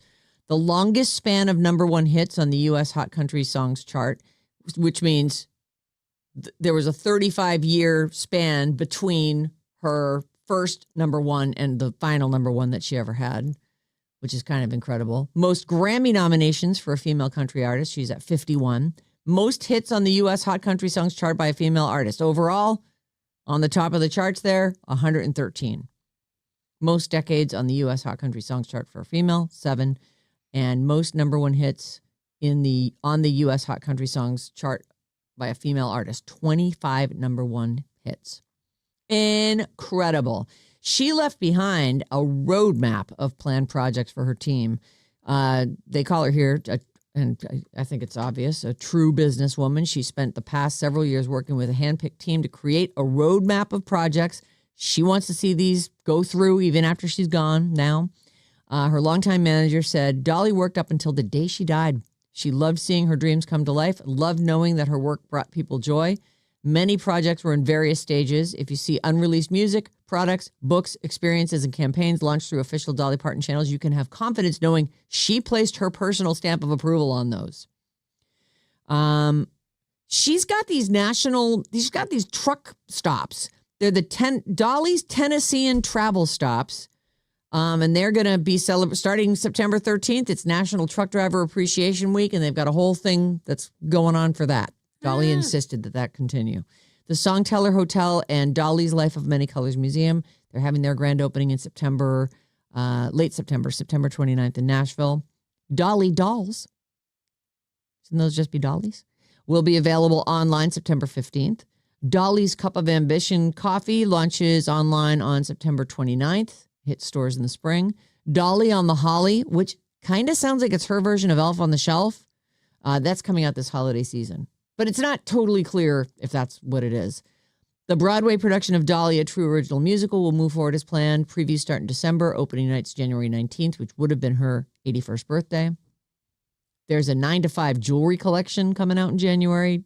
We talked about the dog treats yesterday, Dolly's dog treats. There's also a bedding and home decor collection expected next summer.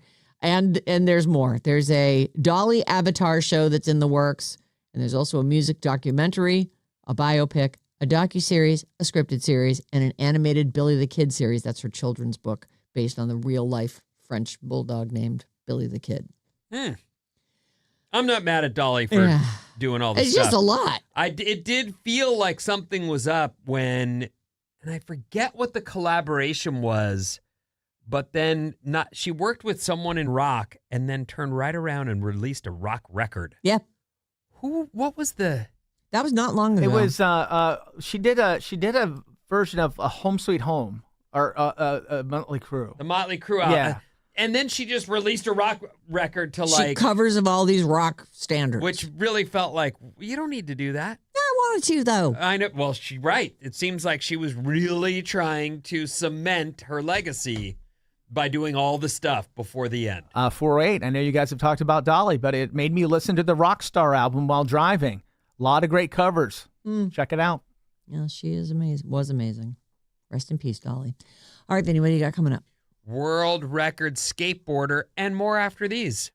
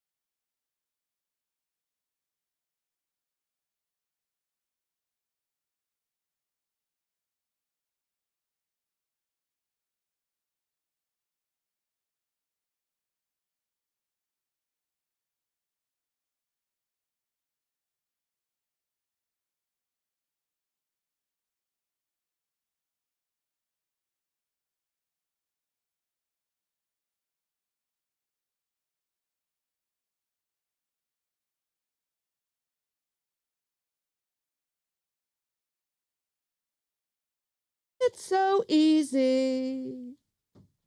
97.3. Alice, 97.3. Sarah Vinnie, all the stuff you missed and some stuff that we definitely shouldn't have said. It's all there on our YouTube page at Radio Alice 973. Please hit us with a subscription. What's up, everyone? This Alice Report is brought to you by Bad Advice. Oh. You've got problems, we've got your back. Yeah, we do. Email badadvice973@gmail.com and hear how we change your life. Yeah, we're going to fix everything tomorrow. But you got to send us your problem. Right. It's like this. We just Snap. You go, Magic. oh my God, the light bulb came on. Durr. How did I not see that myself? Right. Staring me right in the face. We got you. That's what we do here. Badadvice973gmail.com. I want to start real quick with this thing that I saw about Dolly. You know, everyone's posting all the Dolly Parton, Yeah. clips. It's everywhere. And this is a clip of Julia Roberts. I can't play it for you, and I could have gone into the other room, but that would have taken me getting up, so I didn't. Yeah. So Julia Roberts is on some talk show. She's surrounded by Shirley MacLaine and a couple other celebrity types and Dolly Parton, and she says, there we are. We're on the set of this movie. It's scorching hot. Julia's talking, and she says, I'm so hot, and everybody's using ice on their wrists, and I say to them, I really need some water. That's the clip. Okay. Oh. Do you have the audio? I sure do. Oh, okay. Let's hear it. We got it's hot. Could I get some water? And Dolly never said anything. And I finally I had to say, Dolly, I mean, you've got a wig and you're doing the thing and the wool and, I mean, come on, it's hot. I mean, something, a little, you know? But just say, I'm hot, you know? This is a drag. No. And she said, I remember we were sitting on the porch. Do you remember this? We were sitting on the porch and she said to me, when I was a little girl, I wanted to be famous and I wanted to be rich, and now I'm both those things. I'm not going to complain about it. And I thought, okay, I'm going to be quiet for the rest of the day. You know, it was such, and the way she said it, and I didn't really do it her way, or else it'll like choke me up. But it was this thing that I've never forgotten. And every time I go to like complain or just kind of moan, I always hear Dolly sitting on the porch and saying that, and it kind of like keeps you quiet. Oh, that's nice.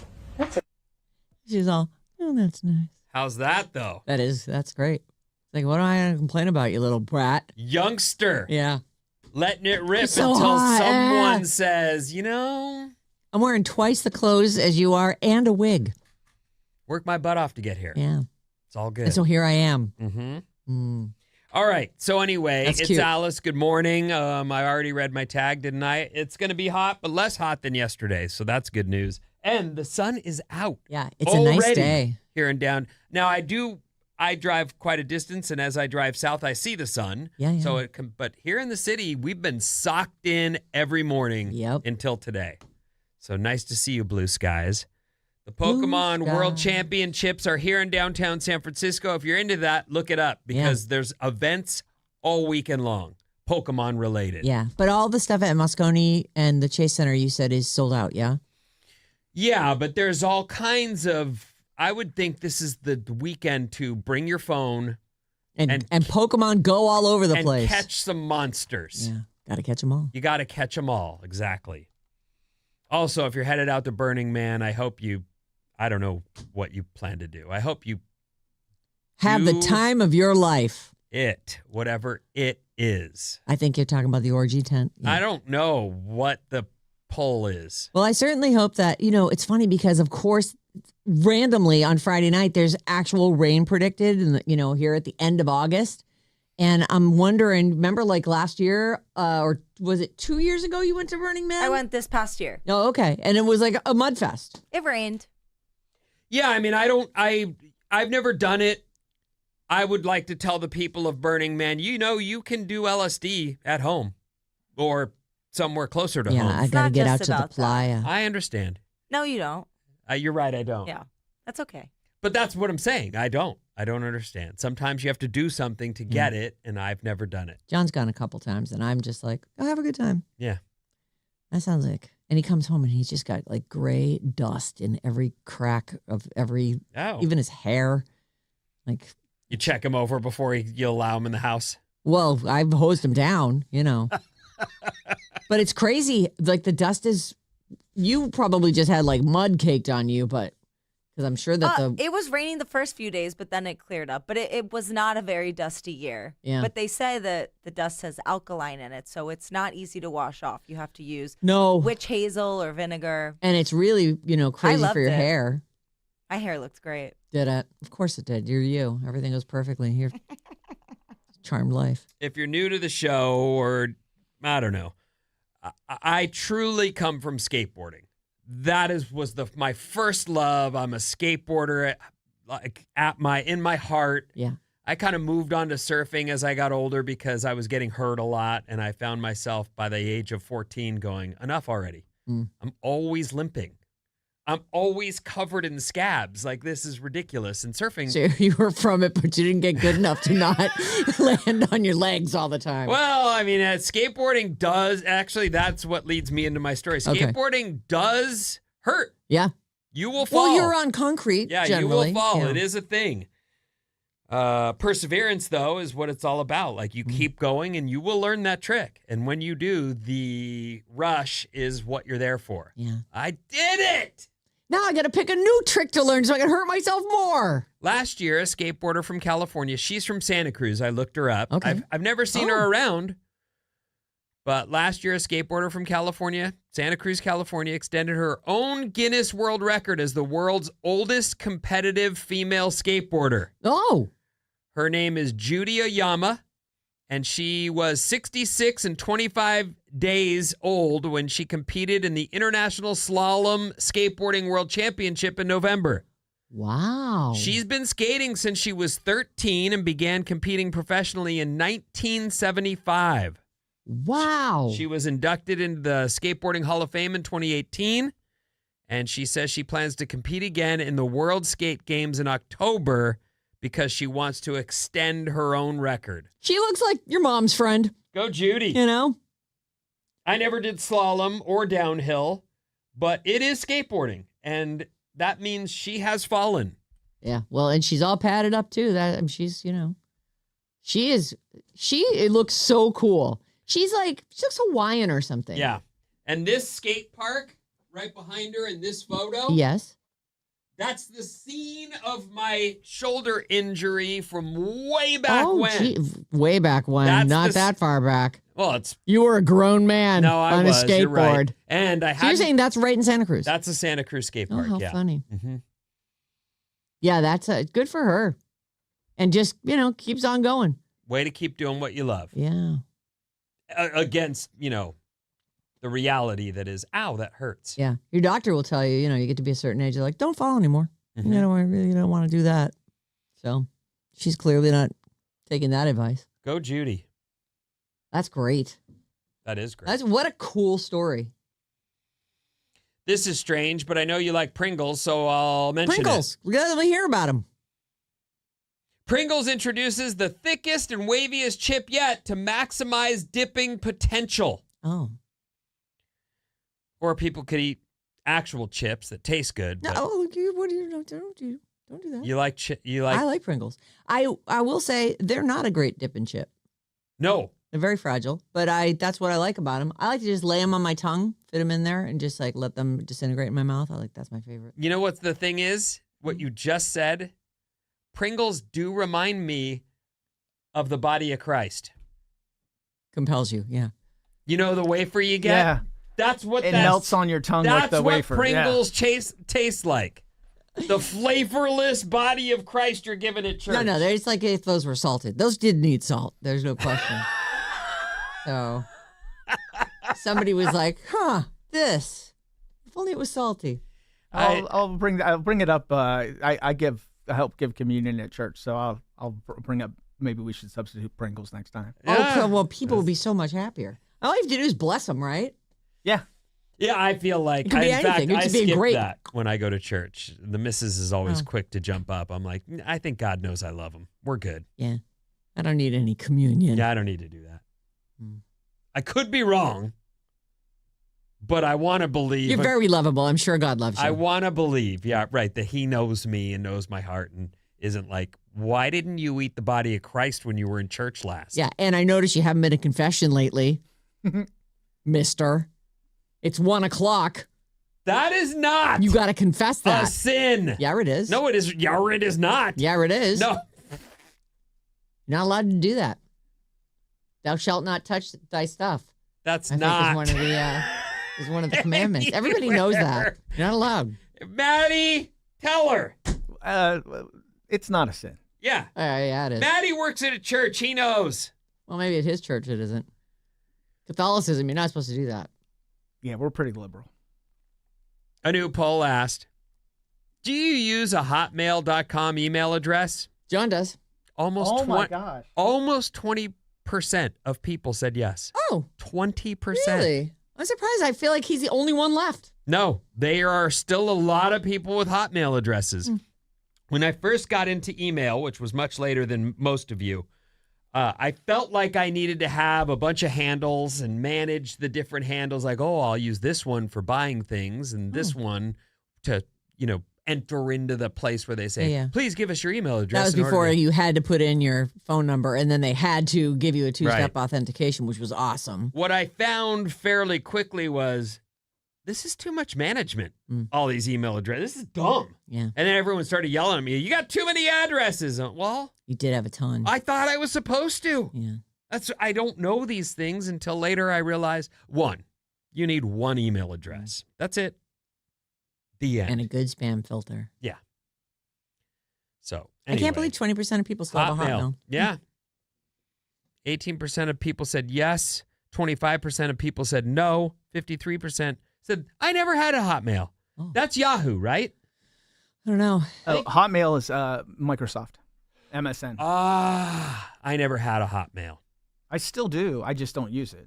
I had an Outlook because we worked with Microsoft for 1 minute there. Yeah. And I was like, I'll change my I stuff. still use my Outlook browser.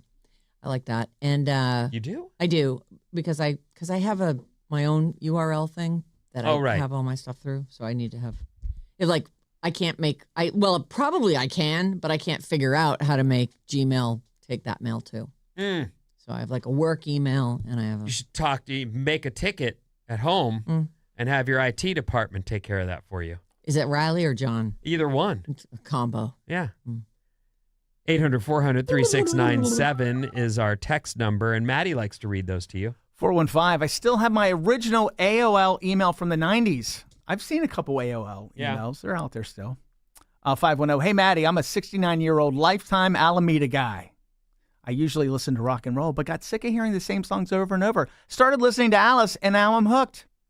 Love listening to y'all. You absolutely make my mornings. Thank you. Well, thank you so much. Thank you. Glad to have you. Speaking of Burning Man, this has been on my list, and I still haven't watched it. HBO has a great documentary about Burning Man. Highly recommend it. It's called The Man Will Burn. And I watch every documentary. Yeah, we know. We know. But I just haven't. How was it? I haven't watched that Well, you one. better get on it. Well, I just don't have a lot of interest in Burning Man.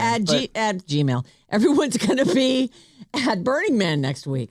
Yeah, maybe it's the right time to watch it. Maybe I'll That's see hot, Bob man. in it, running around. Yeah, maybe.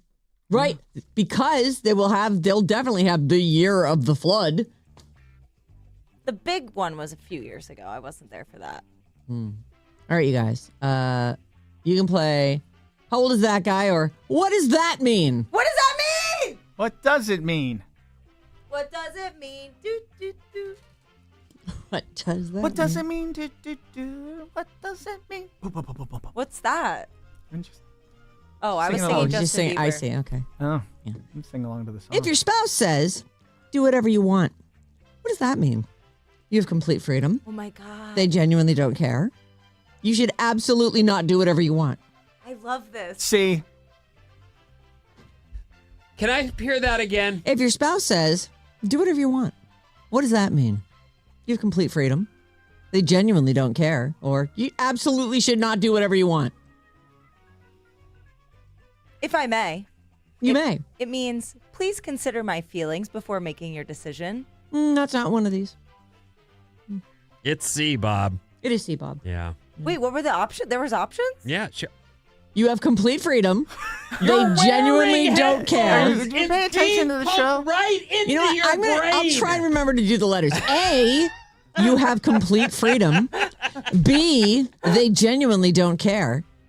C, you absolutely should not do whatever you want. Oh, I heard that, but that's not what it means. None of those are correct. What I said's correct. -1 point for her. -1. Yeah. That's fair. -1. That's really fair. What does nonplus actually mean? A, unimpressed. B, confused or bewildered. C, unbothered by something. What does nonplussed actually mean?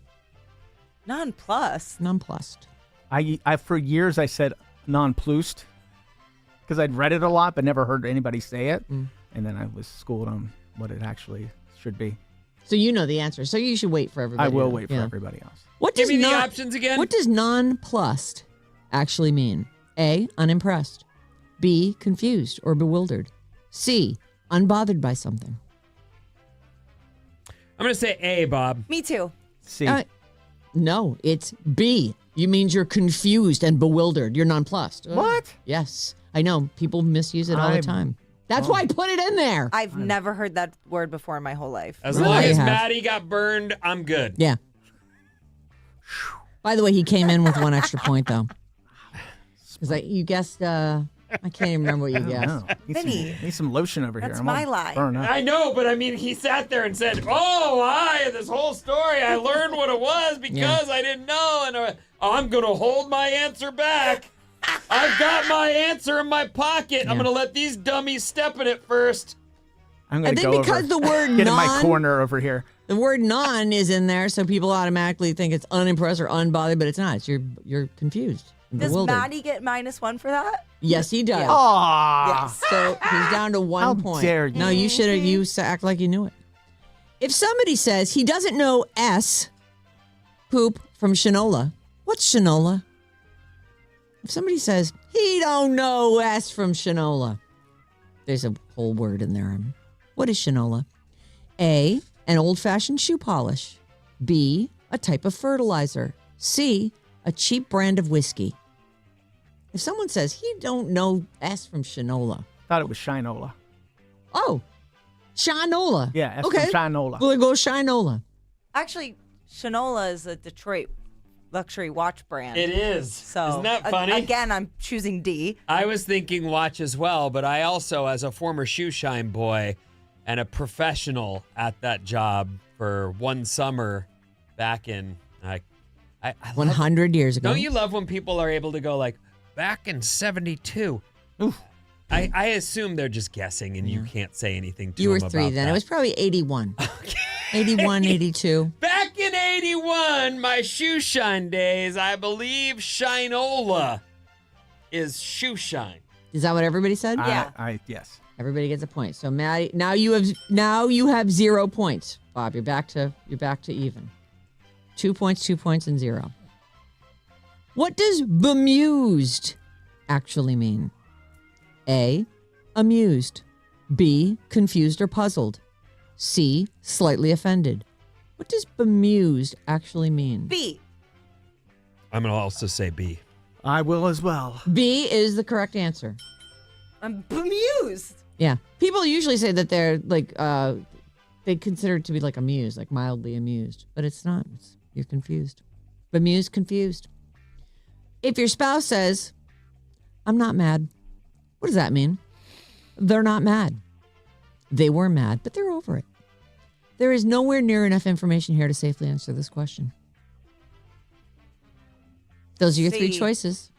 Say them again. If your spouse says, I'm not mad, what does that mean? A, they're not mad. B, they were mad, but they're over it. C, there's nowhere near enough information here to safely answer this question. I'm going B. I'm going C. C is the correct answer. What the? Yeah. You can't say that. I'm not mad means I'm mad. But B was they're mad, but they're over it. Well, either way. Why would somebody say they're not mad if they're mad? That is so unhelpful. Because that is what people do. Yeah, that's what people do. called What's wrong? passive-aggressive. Nothing. If Nothing. If your spouse says, who is that? After you hang up the phone, what do they mean? A. Who was that? B. Why were you talking to them for so long? C. I heard enough of that conversation to know something's going on, so choose your next words carefully. Jeez, these people sound like treats. If your spouse says, who is that, after you hang up the phone, what do they mean? What do they mean? What do they mean? A, if your spouse says, who was that, do they mean A, who was that? B, why were you talking to them for so long?